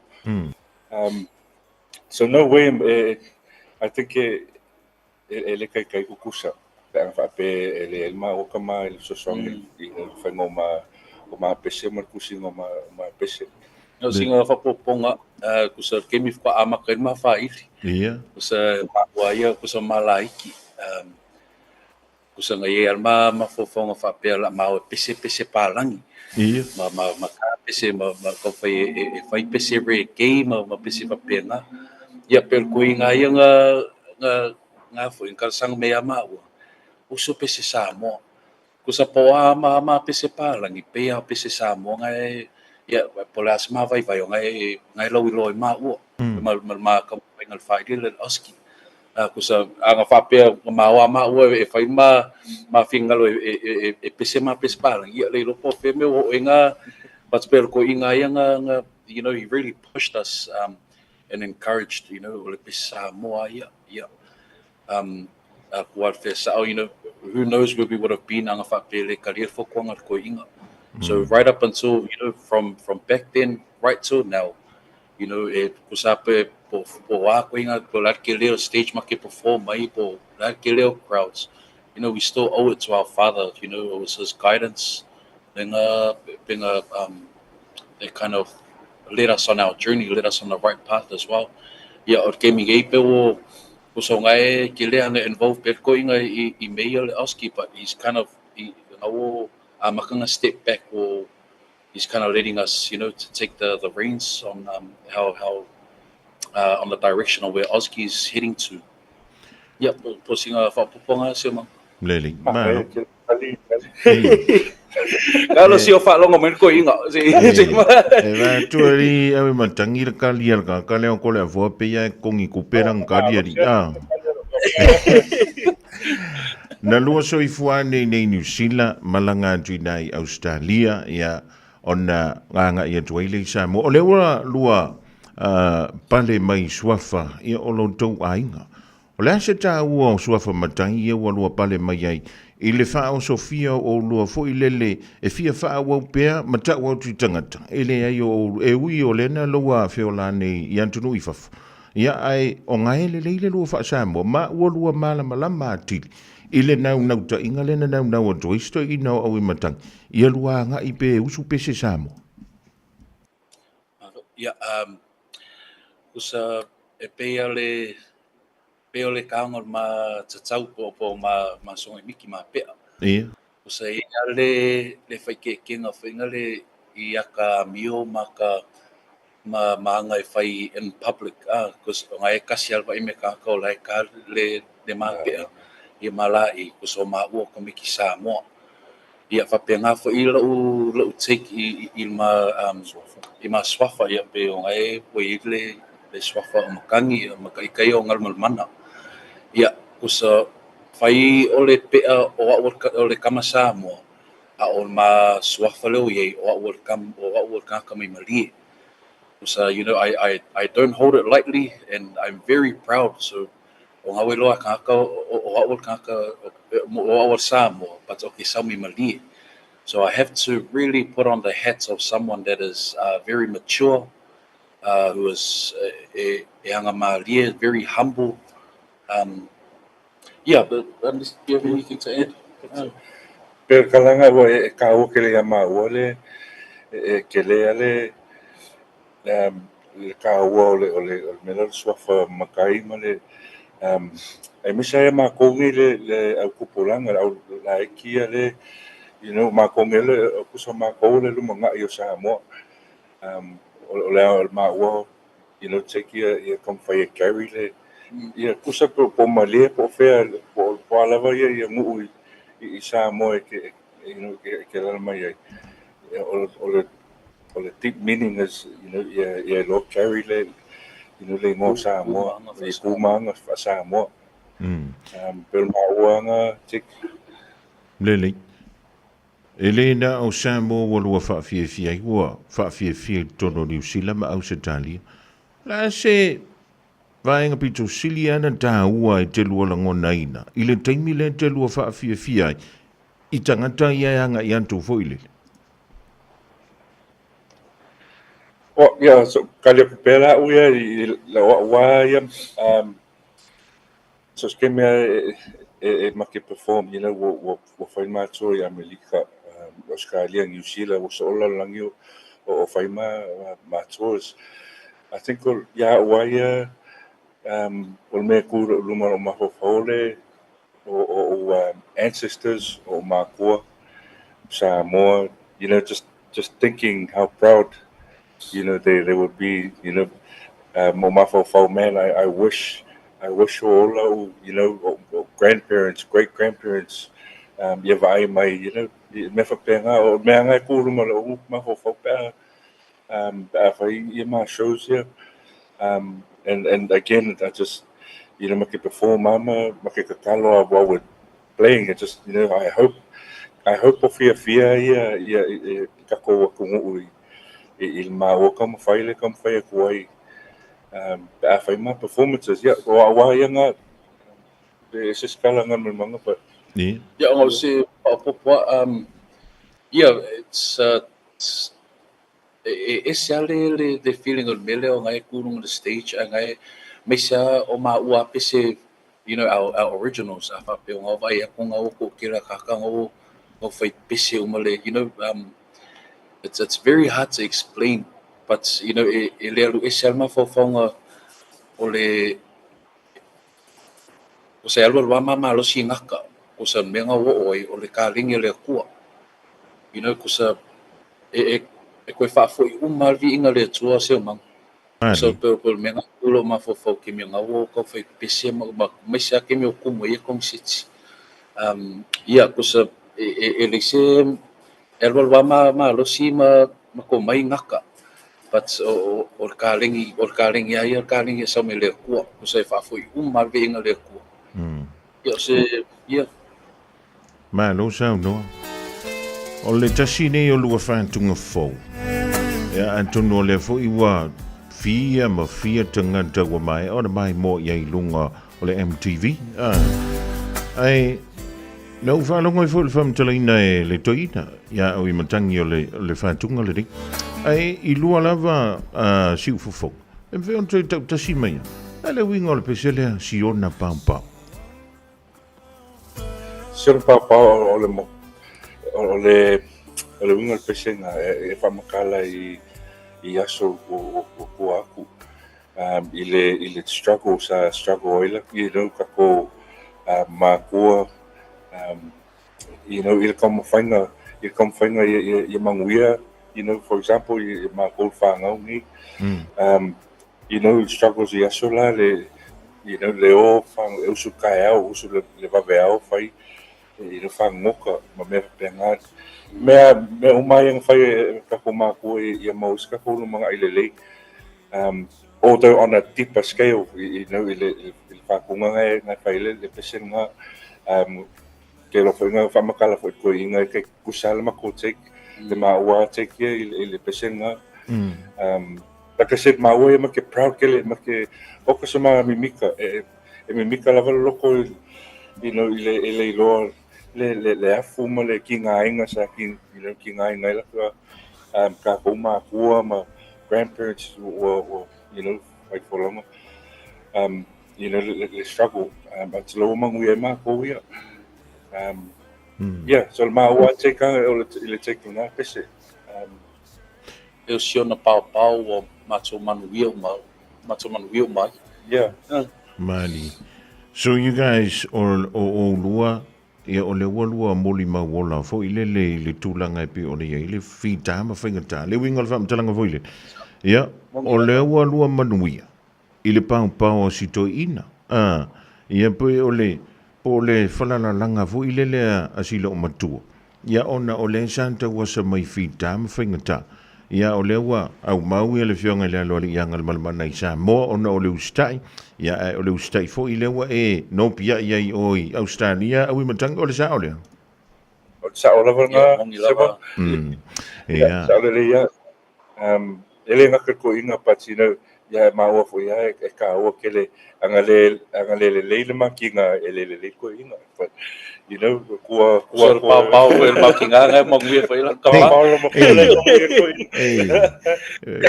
e o ngala ka fa ngaro ngalo siro makuari ai ka kile o lo ko ingari O lea se tā ua o le ngā lulu e whaatasi wai le pi e pi o tū mai luma i le toi ina fwoi le tamu whainga o lua ma lua whaid. Lea se tā ua o ngā lue ngā silua tina i le tamu whainga o nei mea u. Kusa o ma o kinga, kusa e kumai luma kama o le ma kinga e whai o ma whakuanga. O le leo whakuanga o ma kinga le mangu e ma ua. E me sere ai ngol ma o kinga. Yeah, e kau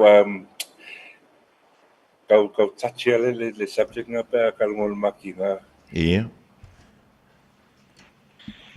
Yeah, yeah. Mum plays a very big role in Ilfa'ili. You know, e muswa ia laki ngai e saulu mambea ngai. You know, it's always in the background. She's always in the background working and doing things. Ele whapenga. Yeah. Okay, longa ke lo fo ise mangu e ko inga le se pasi. E fai singa langa leo. Yeah. So Pel aingal kinga ngai mawin ma del ma nga. Ia ma lo fa tai mo fa na po tu pulanga pe o lua le la inti ia le foi wa uma mai ma o nga po le ala val tu nga tu sanga ia po stanga tu matua foi o le fia a nga i le tale ni e pe o na fa manu ia nai o lua e le tu las fo tu nga mai le oski banda nga luma au imutang. Yeah, you know, we always get asked the same question on majority of interviews. Po la sema fokuanga, po la sema po la se advice.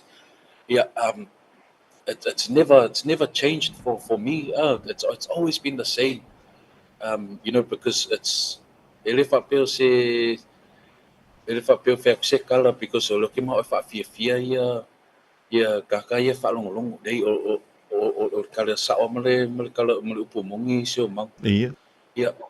Maka uma le ska ia ma ko. That's always the first thing. You know, o ngai so fil kuspa ia, you know, ele ma fenga alo menga o le ska ia ma ko mo ia. Yeah, o le si e fa foi uma vinga le ko. You know, you always have to give thanks and praise to God. Because without him, nothing is possible. Those will always be my two. And then the third one, you know, nothing happens if you do nothing. So you ele ma fenga elu fa fo ku fa peo au ya kali meia fa mungianga le ele fa penga fenga le olanga. You have to put the work in. It'll always show. So if you're not putting in the work, if you're not putting in the effort, it'll show with the outcome. You know, with the outcome. So those are always my three. Always give thanks. And yeah, just always have to put in the work. Man. Yeah, well that's for myself anyway. Okay, Lord. Dia iringa meu same e konga ese pero. Ya, jango ia ri au mukang. O sing fa popo ia sa le kalo ngalu I think mo ila o kupulanga po ia alom fanga o ka ko o fia you know, they want to aspire to be musicians or sa le kalo ngalu you need to put in the work and to stay true to you know, to yourself. I won't forget for you know, iskailima musika iskanga. You know, if it sounds good and it comes straight from the heart, then yeah, release it. Come for you as long as you've tried, you've done your best and you put in the work. Yeah, you know, yeah, you know, your music. Yeah, or kalinga suma. Man, of yeah. O foi si leva ele toi mai mola tu no foi le se fa fi fianga loski. O a fele si kaimieli e o le an lua toi fa fi ele au matangi ma ngalbolma. Yeah, okay loe ele ka kainga nga umai oski ma wa ya wa o mama ko fai ma ainga but o le po ma pese o le ma wa ya le which is kali for the right time. Yeah. Ko ko fo se vango mo isi alam fanga ola ko e fai fo la ko musika ka lengi but ola mo ko ke la ma pese ia we're ready o ki masalo le ama ke work ai I ma pese ma team but ke lo o le fo ma ke ngai America Samoa le ko plan fo ilma o kung se ki ngai mo Samoa pa ka kalope ia fo me pele ko ngi ma o ka lengi fa mo nga ia am fenga fa ko mai ngai me Malo fa tang ma ke forward ke le releasing o si ma pese ko ke la ka ko pe le kai nga umal oski Lele malo fa tang malo au tangi ma ngal mana ya be lo le fa tau va ai fa masuya le pulenga radio sa mo le tu le ngang fa tai won ta tu si le fa ilu mo nu ai le tu nu le ni va ngol eso e wi leva o le tanto te va I vas ya e pe ya le ke rua ma fuka mai ile mang ile marka ko kal ngoanga ni foi va ngol a ya ai tau ina ya pule lo fa le tu fa tau nu ina le manuia I le fa mo e pe onanga I tu ina America Samoa ya anto taliwa nei fanua ia fa la ala le lua fenga mlanga ia me se fulu to ina ma silo mtua ia e to le ia no ia me ia se lua sound nga muli ile tampo inga malua Samoa ile ngato ni New Zealand e fa pe fo ia tulo e mamau ia malua fans o makwa ko ke maka mai lavai I le fana wich e o ai tamba matina matua ele ia ma se le pese lua pese foi la upele ia Ia whafkailava se o mangu ia e momoa si bingo whafkaile ko wo mo ngi ia vangoa ka o mfenka ko mafuka whakasi ai ia me se lava o lai whafonga ka ko mu ia whapeo I se upo sasi ia whamangalo mai ia ma o nei ia e mole ko whafkailo songa se o mangu ma le team le Radio Polynesia whafkailava mo langolango whafkaifo I supporting Yeah, we always tune in as well to support, but thank you for your support as well. Yeah, okay for the support Samoa. Yep, without you guys, it's possible como fai o ma música. So yeah, we thank you from the bottom of our hearts. We're very thankful. We're very grateful. This is man. Yeah, my happy birthday ngai mang. Mano, mele usu mai loari au makangi di happy birthday o le fio ya ina no ri. Ele ka wala le special happy birthday e ka wala ka aluku ku Western Union. O se nga pongari ngal mana Western Union America Samoa e ka ri ngi kupe bengi usila.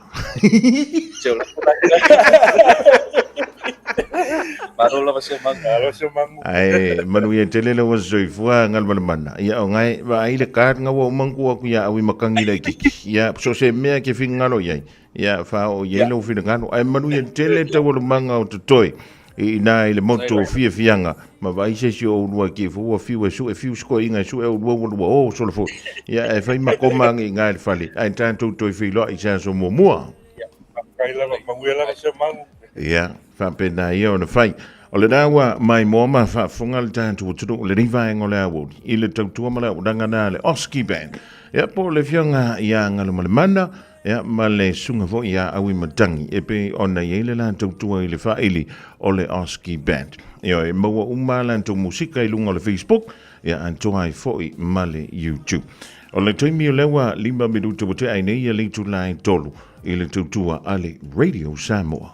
Ele ai se totongi o au nanga ale mapumaya mo ainga e mo omia le fisosoani. I au nanga ale soifua maloloina mafale e nonofo ai. E mafai o na whaafsotai e le mapumaya ia au nanga. E fisosoani foi le mapumaya pe a mo omia se whaamama avenga. I tau mafa mo taimi whaingata. Ma whaalave whaafua sei pe a mo omia. Whaafisotai loa le mapumaya I le telefoni o valuselau. Lua tasi, lua. Mai le afa le valu le tai au I le 5 I le afiafi.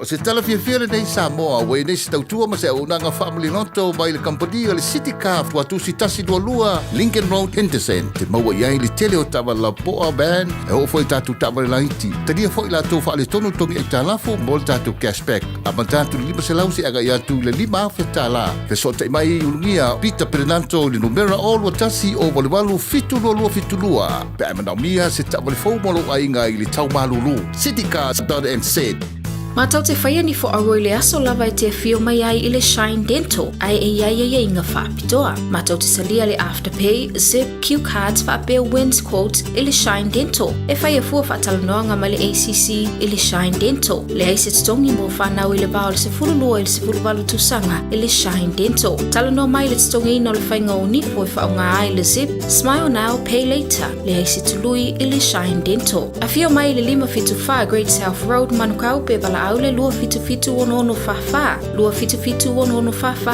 mo le Shine Dental. O mana umie o e po se sia lo a inga se fisoso ani tau fe malanga inga mo New Zealand. I mata au po e peo le vaita mai no whanau po nga luenga. A whaia lau tali o le ioe, wala au loa Ken Ferniho o le Fern Immigration Services. E iaila na laisene, ma ua silia ma le se fulu 5 tau sanga o lana tau tua. E toa tele tangata o fisoso ani iai Ken, i mata upu tau fe malanga inga. E au fia ai mata upu na o atu le tribunal, ma apili le minister. Tanga iane le mata o Facebook, ma le upenga te whailangi i moli mau. Mo nisi whamtalanga, wala au mai le Fern Immigration Services, ma tala noa ia Luisa, i le oiva, lua ono lua, tolu lua lima tolu. Lua ono lua, tolu lua lima tolu. Po le o lua tasi, tasi lima tasi, o lima. Baby, lobaki! Hey, hey! Oh!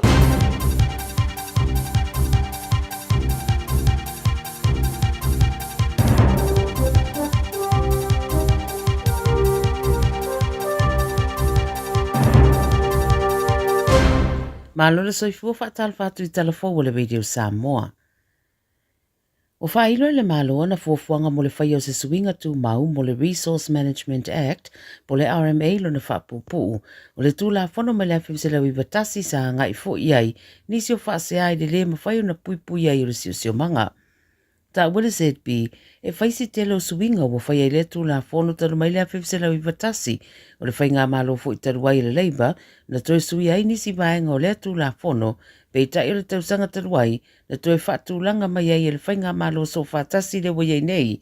Au le la o toe fola se fuafuanga e whaamuta ai sui ai nisi suinga fou po tūla whono fou e au fiai ma le tu ua wanoa i tangata i tūlanga tauai a tatau i meto tino. Ta wale li po teo isi vaenga o lea fuafuanga o lo whaanga yo ia pea ma o tofia nei le kapeneta se kulupu fau tua e ngāni rue manamatanga wenga o sio manga mo ia feutana inga. E ziria mana lua se lau le au whainga ruenga le vanga o puipuinga le Defence Force o la tau whiriwhiria le vaea mai ngā luenga a lo iei nisi vaenga o fuafua le ofisa e whaatulanga e whaasau mai ei tupe alu. O liputia le Radio New Zealand na lato vaia se imeli na lafu le au whainga ruenga le asana nafi e whaelo ai ia i lato o lato tarieina o le toa telo i lato e sidia ma le lua se lau o whaelo fina ngalo lau lato tarieina le vaea mai ngā luenga. O lo ta ua le lipote le o iei se fuafuanga whaititia le au whaelo au whainga ruenga militeli a o le whamtalanga na whai le au whainga ruenga o lo tau ma whai ia au sia wha moenga ma ia wha sao tupe o le whaatura ngana o lo whita ua ina o fuafue tupu i le vau a perila Mayuni o le tausanga fou. Ua amatanele suenga le Maritime New Zealand Authorities i le mafuanga na whaale tonu wai se tasi o waa i le Cook Strait i le pōna pō ai tō tele tangata na iei lunga ma lipotia le lusi o le malo si le waa. O le News Talk o lo whamtalai na longoina le Maritime New Zealand i le mataupule na ieli awhar se fulu le pōna pō.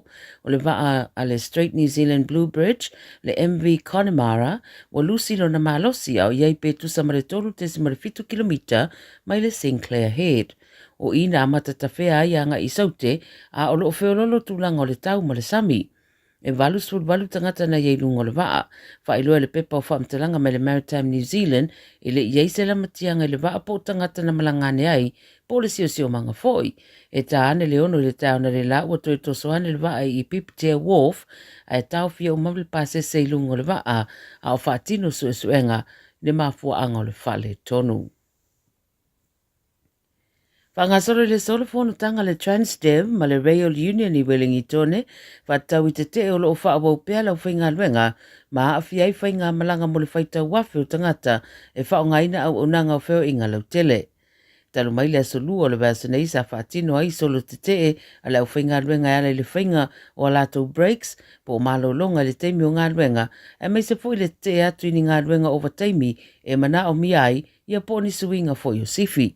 Wa toe whautua ina fo ila tangata whemalanga I le so, e ono iai fo ini whetuna inga I wheo inga trains, e ono whatuai. E o mai le awhole iwa le taona le lau se furu toru whainga malanga trains wa whale au ngaina, ma isi malanga na suia e pasi. Whai mai o nistangata whaitau I tūla na tua iei inga ruenga, e mai se fo ile whatuai le pōna pōi whainga malanga. O whese se ingo lo tūla I mai le vau le Transdev, la tau te whaangaio ia trains, ma le Rail and Maritime Transport Union. Tala whai, we mana losi matangi, wila ma whaititiri, wa whautuaina le aha awhiai le vanga I sisifo le atunu ui le so. Wa au kilani o lo lapta ia matangi mana losi, e ono a awhiai le teimi pisi le awauli. Wa mtalanga me le vaa aitau wa ta wai o lo iai vaenga o whaititiri wa whautuaina le aha awhiai Northland, au kilani wa ikato I mātu ma le Coromandel Peninsula. Wai mai o matangi maralosi ono o atu le iwa sur kilomita le itu la le sawa sawa, whautua ina fo ia awhiai au kilani, ma ua lapta ia I fo ila au awata avale ia aalofia le Harbour Bridge I le awauli nei. Mutala ia le video sa mo le nei fo ia spraile, ia manuia tele le whai unga le vaiaso, wha soifua ia.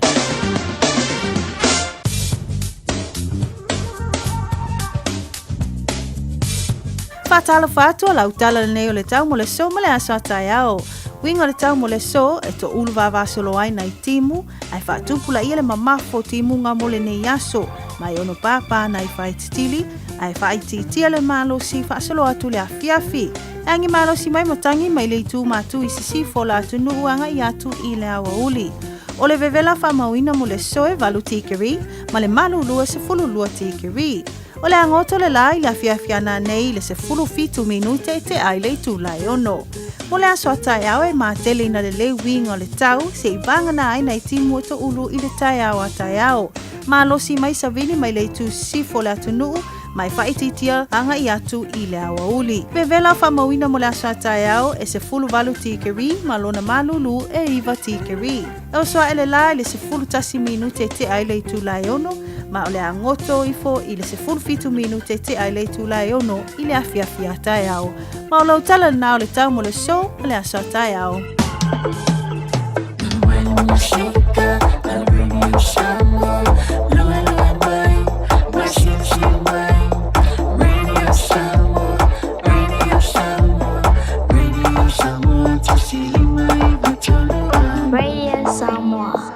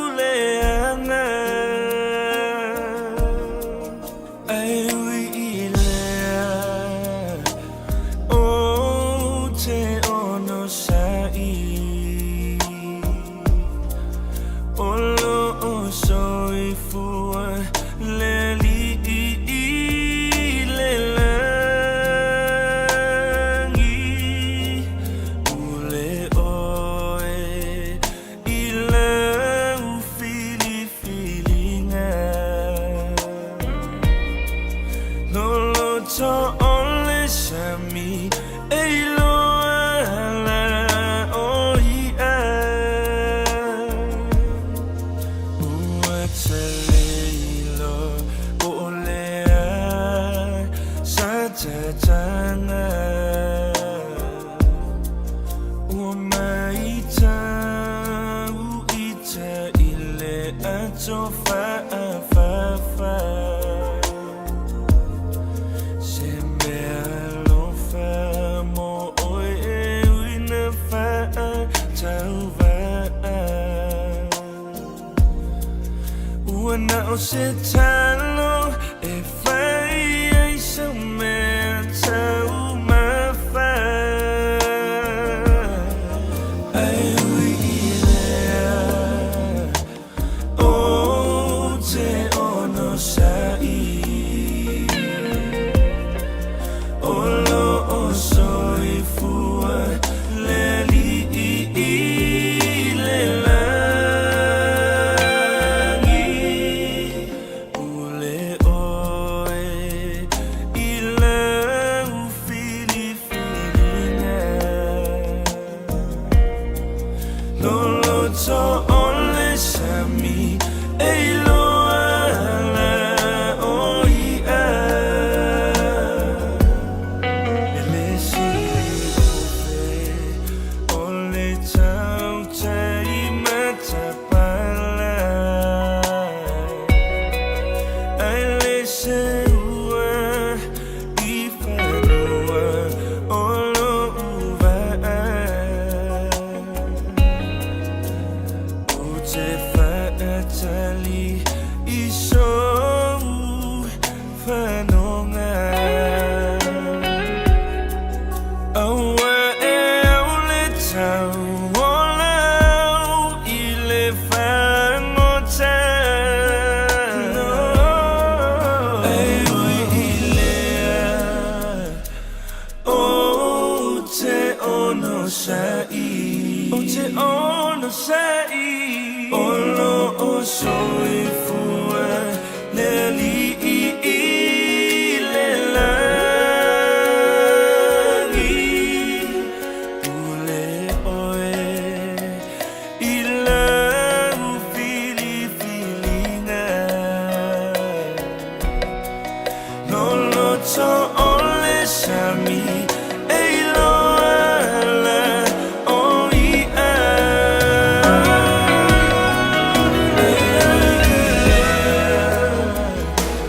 o te ono sai olo o soi fua le li i le langi ule oe i la ufili filinga lolo to ole sami e loa la o i a lolo to ole sami e loa la o i a lolo to ole sami e loa la o i a Le Oski Band ma le pese ua whaingoina hau i le tauola hau i le whangota toi whaamanuia toi i le aso whanau. Le fionga le lo le ianga le mana o le Oski Band le whaamana tuine le so. Ia lo na aso whanau polo na aso soifua ia teleni au a painu e mawane ina i Amerika Samoa ia misini au apa tuna o le wahu. Alo lu sul milu jo te ne ling tulai tolu fan talo fan tuai le fana wa onga lu tu wa onga le dia so for really ni hoi en to wo ile onga li tamai tile timule na sa wana rila ya le ling o le te vai tu fa soli ya ma tu su la valunga le awala tele ya ai wo tolu ngantu ya telefone mai le falto ya Miriam la to mari ya mo le ni fo ia so mo ni usile ni Italia tantu tela mai Australia ile tu lai fa ile afi nei e tamiti e mai la onga wantu misa fa ile a onga ile ia so fa ma lo fo im fa tala fa tu man tu ma tavle uma le nanga ia tu piki o to le fa na wa onga tonu le fa le ni tamiti sui la va onga a fe o e su sui lo ofu fa mangolo ulu sui mau to ting Yoi, le whaia mena e wawelavona e tale ia a matai loa ona tawhilo wisu. Ia ona whaasolo tulone o i le mea o le furu. Wala i te fia malo le anga e waweina e mai. Usta i lau tambama lau tina. Sui le lava susu, ave ese ko kingi susu, ave o le su malo. Fa mango leilo. Saun bai mo le tātou polokalame o Silver Tali i se taimi e leo toi mau lango ina malo si le whalakeke o le Fina's Delight. Se mau i keke o aso whanau whai poiponga, ma so se wha moe anga i lunga le Facebook, tā i lalo PHINAS Delight, PHINAS Delight. Te le mano noa i toa i ngā keke ese maskaili e mawhai ona e fili mai ai. Masalo ua e vaai i fale fo mai, po o taa vale ale fono ma e whape ane, ua nao au nanga tau soifua malolo ina ma nifo mātau te whaia. E tele le whasosoani e maua ia mātau. Whasosoani mo le ola manuia o le mawhauwhau. Polo kalame e tau fia ai le tau mawhatapaa. Whasosoani mo tina ma pepe. Whasosoani mo whaia o siaki i le fale mai. Whasosoani mo sauwanga i a inga. Whasosoani mo whanau ua hi umale a onga. Mo nisi whamatalanga, tanga i ane i lupenga ta whailangi www.thefono.org. Pe vala au, le o valu selau, fono for you. O valu selau, tolu ono whaavalu. Mo tupe whamoponi Samoa, mana tualoa le Pacific Easy. Olo whaawau pēra tātu whamitoa na o le 5 tala te tongi mo tupe whamomoli, pe ae whaonga ina le Pacific Easy mobile app. Olo avano fo i le direct transfer te posi sa oailo tupe le tātu account, ma whaatino la foino tupe whamomoli lungo le telefoni, ai ngā whapitoa. I oe, whaasaone loro teimi mau tupe o taunga tale pensini, ai whaonga le tātu Pacific Easy app, po le direct transfer mo tupe whamomoli. Olo avano fo i o tātu ofisa i o Tara o Tāhu Huma Mangele, po tātu la silia ma le fitu se furu o whaasopori ai New Zealand. Mo disa whamtalanga wala au le o Barcelau o tasi ono, po numera masani au kilani, o le lua fitu ono fitu iwa fitu wha, po le lua fitu ono fitu iwa baru wha, Pacific Easy, o la ba anga mo tupe wha mo boli Samoa. Avia maua sosa, Omega Ka, Diana Loing Oa, Omega Ka, Sabale Tau Mofie, Omega Ka, Fili Mailo ile Omega Ka. O Meka Cars, lua selau Cavendish Drive i Manukau, po le telefoni o iwa lua fitu 5 tasi lua. Susu mai Manukau ne, Omega Cars, umalole keisi le Omega Cars. O le R-Dash Travel, o lau company e saunia umau tāpilanga mo so se malanga.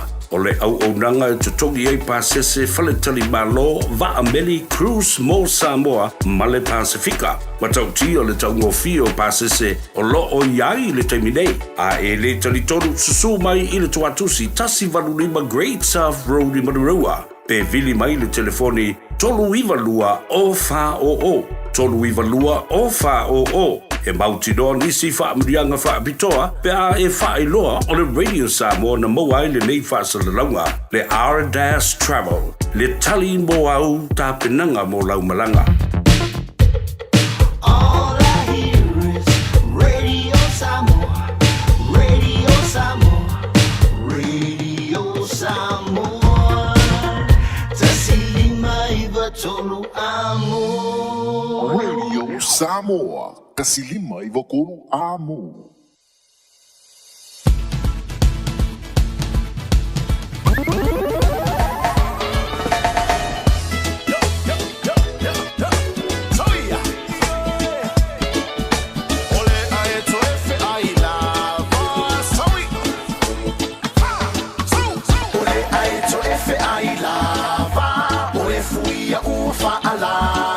Ile sipula vea olo ile faato anga ole nupela lele ole mo etofele ole mo uolele ma ufa pepe le basa tele le taba e upa e uolele atu isasa e ma ona fulu wato mulie umi upa auli.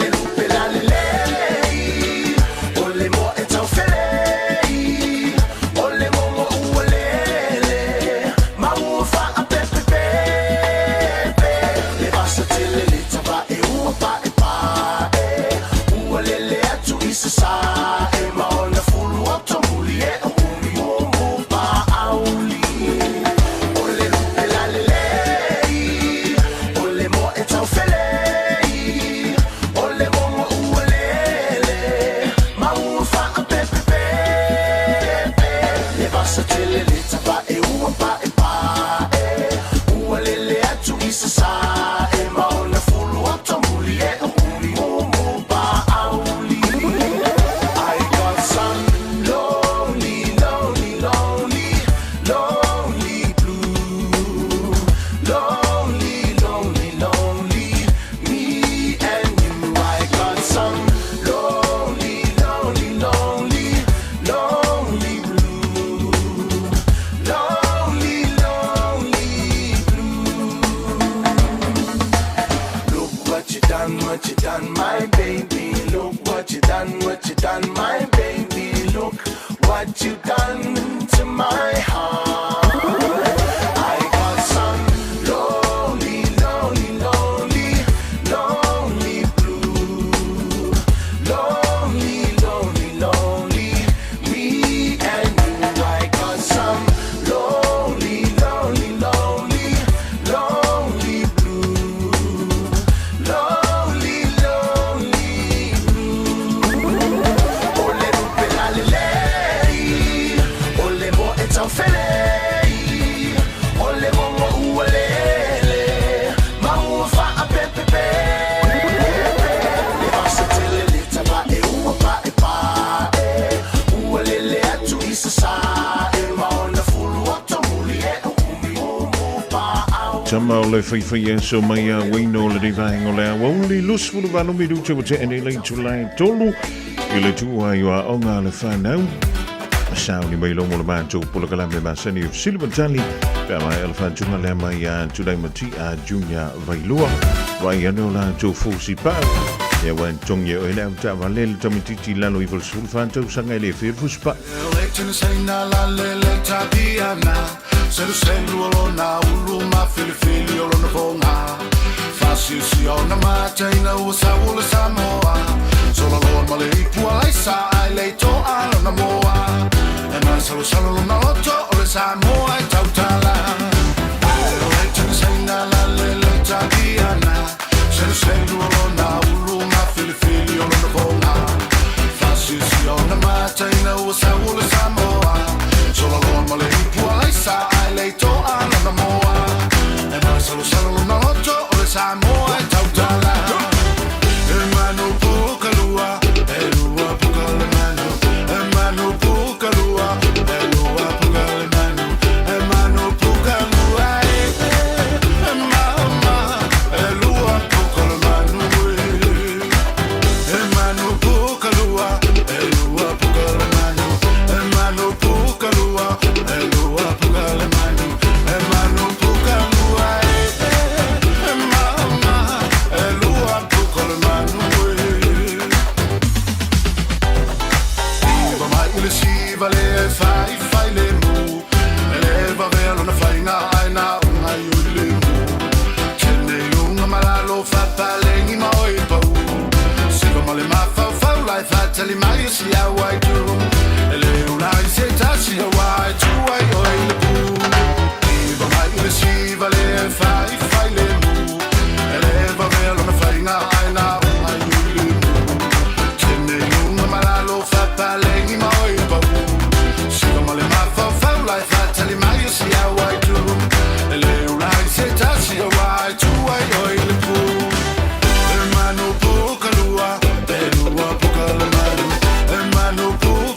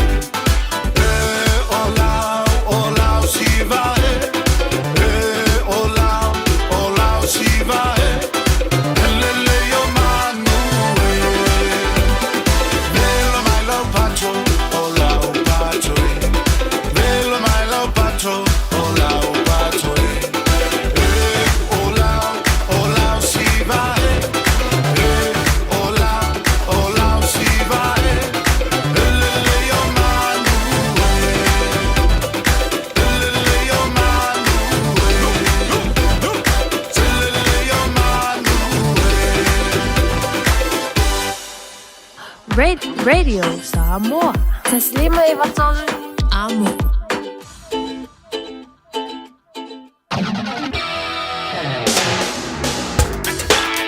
Lua miru te watea I le afo le tolu wha talo whantua I loa lea I woma pa anga umalawa le polo kala mene o sili matali mo o tau le whanau talo ta maitua mai o tau ea mai lea onga I le re yaso ma le re fo I va yaso te wiki o te reo Maori ea talo sia o le nasa ea o ina ia me e tau tala fo I se upu po se fo I upu maoli I le re va yaso lo wha ta wainai ma wha mara tuai tono rusila ia lenga ngana ole te reo. Ia I le nei vaengola William Feona wala mai o tole whana wil tae tolu merma sani o le tolu fitu fitu tasi lima iwa tolu. Tolu fitu fitu tasi lima iwa tolu.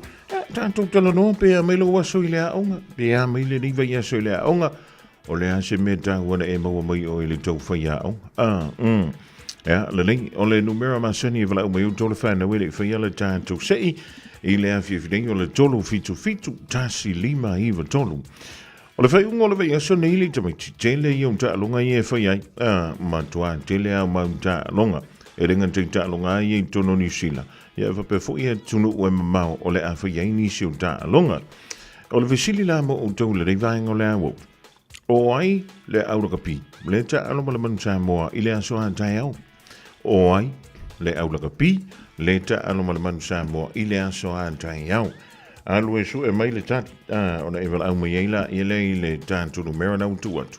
Tolu fitu fitu tasi lima iwa tolu. Tolu fitu fitu tasi lima iwa tolu. O le fisili na. O aida le ta alo tai au mane manu Samoa. Le wei tātu wo I lunga leina. Talo o iawe. Talo va. Talo fa. Ia. O a mai oe? Maria Pastai. Oi fui lungo. Ivara. Oi talo fa Ivara. Ia, o le avolo ko me nga fai ngai ia so ile o ngari Iva. Ivara. We're learning about the importance of the Māori language. Ia, te reo. Yeah. La le ta u o le fa lo le ngana Maoli tono New Zealand. Because Māori is a language that is being forgotten in some areas of New Zealand. And also because back in the days when before the English took over the land, Māori language is used, and when the land was taken over, they were banned from using their language, like their mother tongue, and the students in schools as well. They weren't allowed to use their language, so it was kind of hard for them back in the days to speak because they weren't allowed to speak their language. Wow, that's some interesting facts, huh? Yeah. So imagine if that was Samoa, because I think it happened in Samoa as well, but I'm not 100% sure. But imagine us Samoans not being able to speak Samoan. Yeah. How would you feel as a Samoan if you couldn't speak Samoan? I would feel sad. Why would you be feeling sad? Because of my language, and it's because it's my language and it's a part of my identity and where I come from, and not being able to speak Samoan, like for those who don't understand English, it would be hard for me to communicate with others. Yes, because without a language, a country can be lost. Yeah. Very good point there, Ivalda. Very good. So, what did you learn? What did you say anything in Te Reo? Or can you say something in Te Reo? Or do you know of a few Te Reo words? I only know that I think it's the theme, or the theme of Māori language we speak is ake ake ake. Which translates to our forever language. Our forever language, man. Isn't that wonderful? Yeah. Yeah, it has to be kept alive, huh? Yeah. And I find Te Reo very interesting. It's very familiar to, I think it's the Cook Island native language. But anyways, good to have you on the program today, Ivelda. Mania Delea. Ma ne fulu fa Samoa I veo so. Ta lofa. Alo sa mano a mai oi. Oi sole. Ole ai panu ia fa tai. O mai oi. Manu ia fa sai. Oi foi le sauno. O Amy. Amy sole. Si fi sa tanari Amy. Wow, besa foi da onga ngias fa le fa tim. Ta fa ya mako la unga o le mako mea unga le si poku. Ona mo ku por kopo. Koe a paint. Ma fa le le mako po. Oh. Ana le poku ngoko, ko fi lolo pe. Ko le anga ia was. Ya. Ona mo ku pu wolo kopo. Old. Oh, o longo winga wa makang ma fo ilvat. Ie. Ai ala tonol po tu ma fan. Ie. Ya. Wa la le mi fe ngal wenga ri. Ngal la unga fo ma lau. Manga ia fu nga fa maluski. Oh. Ie. E ma fa ia ko lo na pe mama. Mama, o kama fu ie plastic. Le ai. Ai, lau papa. Oh, sorry. Ia ila wa ko fu nga ru ko ring il mansinari. Oh. Ari em. Ie. Ia, le malo. Na fa man tu le tere o le tau wa o nga le nei va yeso. Questo mo mai famol. Na fa man tu le nga na maoli tau wa o nga le nei va yeso. Ie. Ia. Wala mi sa fer ko wa o nga fa man tu. Le nga fa solo nga ia ka meki mai si poku. Oh. Ia, na la ia. Nga maka e loa mako le assembly anga ngai. Ian tau istamit. Ia. Okay. Ai le fa nga ina o tolengan. Le ai. Ia ka meki. Oina o istamit. Ia, lele.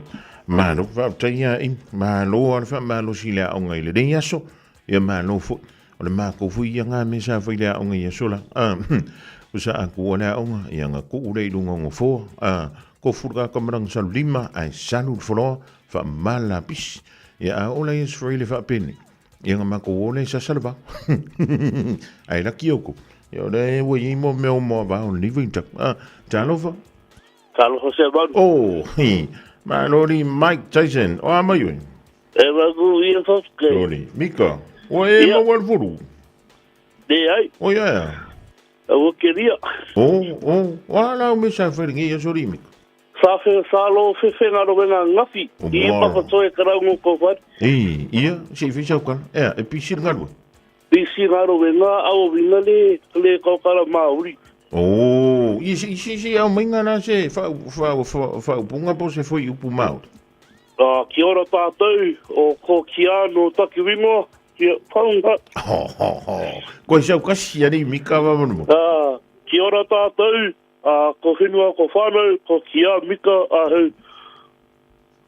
Ko toku ingo. I. Ko tia mika toku ingo. Olenga. Ia. He va ver la uilo fa ma o ni mika. E ko kerengi ma o li o ko fulfringalo. Ko kere ma o li ngalo venga ma sa mo ma ko kalima awa konga. Oh, sole. Man na yan telela. Ia ma lo ala fa ma. Nga fingi me ere va ko se hangi o ko fulfringalo ngari mi. Ai, lo fa kaula la ko la chiri khariolo. Oh, o ya lo ka kai fa kaula nga yeme an. Fa pea wie a faile vai so le nganga ba o lie ma wai me ai mau. No. Ai rongo winga ya luaka ko ka ma voi le leo o pai ma. Me ma sangi e pe ngai. Ia le leila ri mi. Ia ma no voi jo. Ko yo fa ma ngai ya ma ngai ya fa ma o le o ya mikal ni vai ngo le o sei mo o ko o fa le mo. Pa wa me mo mo. Ko toku ingo ko tia mika ia lele o le filina le na matuli to minti anjo tu tali me o ai le ta alo mal mansambo ile aso anta ya o lu te vai tu lunga il temio le ta lo ngana o le fitu ile afiafi ta o le fitu le fefe anta le fa ia ile ta lo ngana le manusamo o ai la le po ile tu le ta alo ta ya male manusamo Le tanto voi le tanto voi I vauda le lungole tanto le na le. Oi le talo ta man Samoa le I vauda. USA. Sorry. E mo I lo Yeah. E o le ala sa fika oi ma no koe. USA. Ai se ane me o le USA. Longa inga ngofa inga kuanga inga kua. Oh, I Amerika. Inga fio Amerika. Utah. Utah. Oh, Salt Lake City. Yeah. Yeah, lele. Yeah, e te mata mai tapua I USA tae. Yeah. Yeah, lele. Pa te lele wala au mai I vaura I inta me au ngai whaile weekend. Yeah. Wow, me au ngai whaile weekend. My research on climate change. On climate change. Yeah, well, let us know about it when you come across some interesting facts. Yeah. Yeah, lele. Pa te lele wala au mai ala te lantu manu ial weekend. Up in Afro. Yeah, tofa soifu. Amy? Yeah. O ai le ta alo ta mo le manja mo. Or USA. O ai e malo ta au. Samoa. E ke makamaka. Yeah. O me fikai. Okay, alu lok. Oh, la ke me goro. Afaleiva. Afo ha ke kua me ali lokori ri kai. O le fitu ta au le fitu mo ta. E fa san makamaka. O i fa san makamaka. Oh, rongo inga umalonga ai moi Yeah. Malo Amy, o le are kuko nga inga fikai. O la kuko fikai. O sabangi. O wala. Ia. Tala ki fala au. Mana ia. Palai mai mo. Male drag ale ma moi. O sorry. O inga la kuko.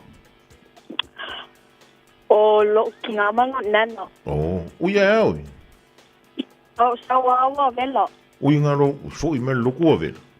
Ia lele. Alo fantu lo nana welo. Umanga ya le. Vai alo fa ku foi. Ia umanga ya le va yanga fo ingu fo la wolonen. Le ai. O ngai malos. E ku malos ia. Ia lele. Ya alo fo tele antu lo nana ma fa ye. Manu wi antele nei weekend male lotu tai. Ia to fa so I fo Amy lele. Mika. Yeah. Wai le ka ano ka mo man Samoa? O the United States USA. Ke maka ka ya ni mika. Yeah. Maka runga ke fong. O la wala ko ngol mana ka ya ni mika. Ke do man. Siri, yang ai le la longa me ka mikira man. Si ko fen. Ke do man. Le fa te le wala o mika au fo ngor nge weekend.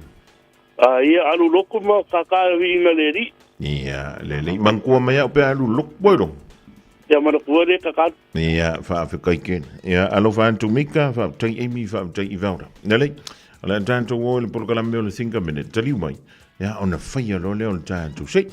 O I nai teilo ai. Ia, pe, leo lau ngone la mangu maa lo rakako sei, o rakako sei. E whaia an masingi le wo mang se ki merunga I.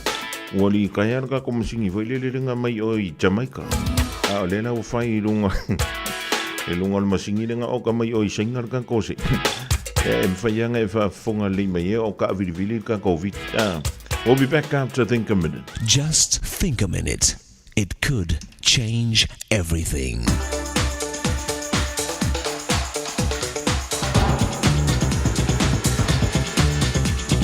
Think a minute. Crabs are very interesting creatures.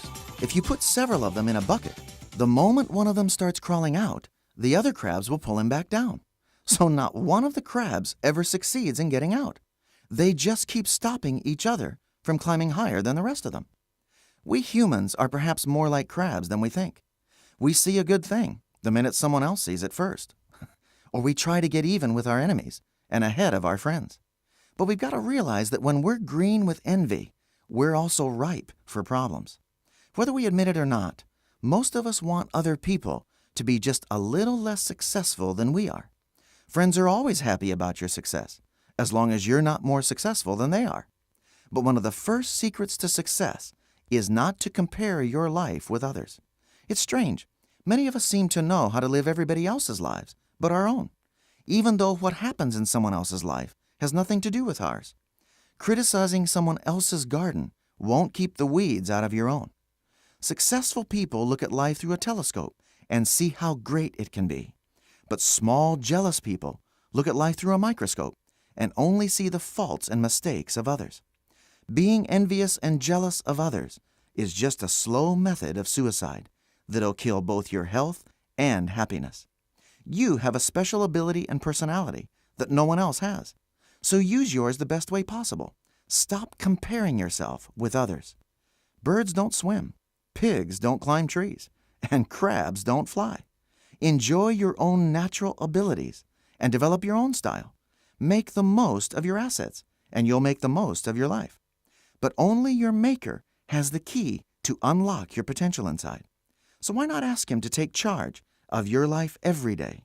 It's with his power you can start enjoying the success he's planned for you to have.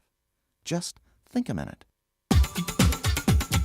If you'd like a free CD of our top 40 programs, write to us on the internet at www.thinkaminute.com and catch us tomorrow at this same time when we stop and think a minute.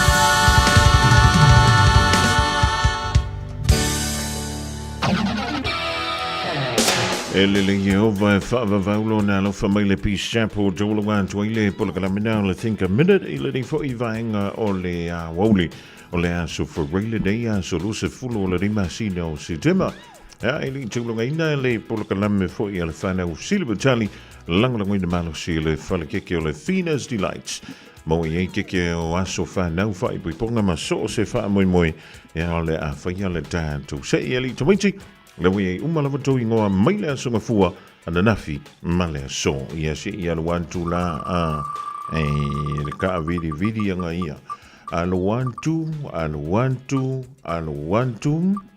ia wa kai umala uta vidi ia ma ole wa manu malo ile so ole tai ia I Vaura ia wala umai lo le tan tulu mera le tolu fitu tasi lima I tolu fitu tasi lima I ia se fa maula lo suaf ia ona nga ina ile pikilo fa longa pe a ready mai le ngana ale finas di lines tomaiti a lofa telan tu mo auto wa ayau mea o ngai faima wa ai le lotu yo le te fua overload ta alo le PS4 po le PS5 ia ma le Xbox ai le faia tu I mau mea onga nana a mai fai ai a lofa telan tu mo auto so soni lo te mama lo tina ia fai le kuka o le fai unga o le niva yesu tama matua I fo mai tena matua o loa fai le kali wa loa fai le sapasui wa loa falai de ring io wa loa falai so sisi wa loa fai uma kuanga I kama I kukalai kinga falai le pisu po ave ye ma le sai mingi pe ave o ngai ai ya o me na mfai o na fa tai e o tu le fa na u le fa ya mo o tu ma tu pe mo wala vro ai tawana I mo tanga tu ma tu fo ile ai fi lo intan tu tamai ti le vai so fo ile a songa fu ile lo fo le tu alo fantu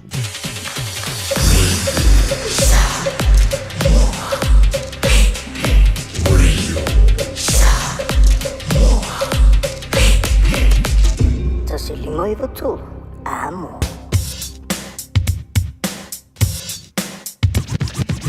Onno malafa video chelo toyom na tale o leitula file ni fo ivanga le via fi samo eva update le mole tanto ma tanga mai leitula is fululua se yo le mai le ivanga le via fi le singa na wele telefio ngai la mai mo e malau fa fonga foi la foi no le ai nai poto le tutai e le temele anto aini alo na va Taintai antwele tualo tau soifua malamanto wola I lea sunga fua ansau nei. Toi whiloa I lunga pēa mga lunga lua le ea. O le tautua le nganga I fo o whaiva le fionga ia Pestab o le fionga ia le anto Savea ma Isaac Paunga. Lea o le anto mafuta si o lisa taimi o le poa na nei. Manuia tele le ngantu I whainga malo longa o le whai ua le viaso I ova lo tātou va. Manatua le leia au tau fuala au. Oha. Sa ko ko ing se longa ki nga le ulu le game wa ing se penkol ya tanto le mo mi le no le voilà ula go wi ele se me ke voilà inu mal ta mal me ai o le ing al voilà o me nga ya ki nga singa alo vantu manu weekend so far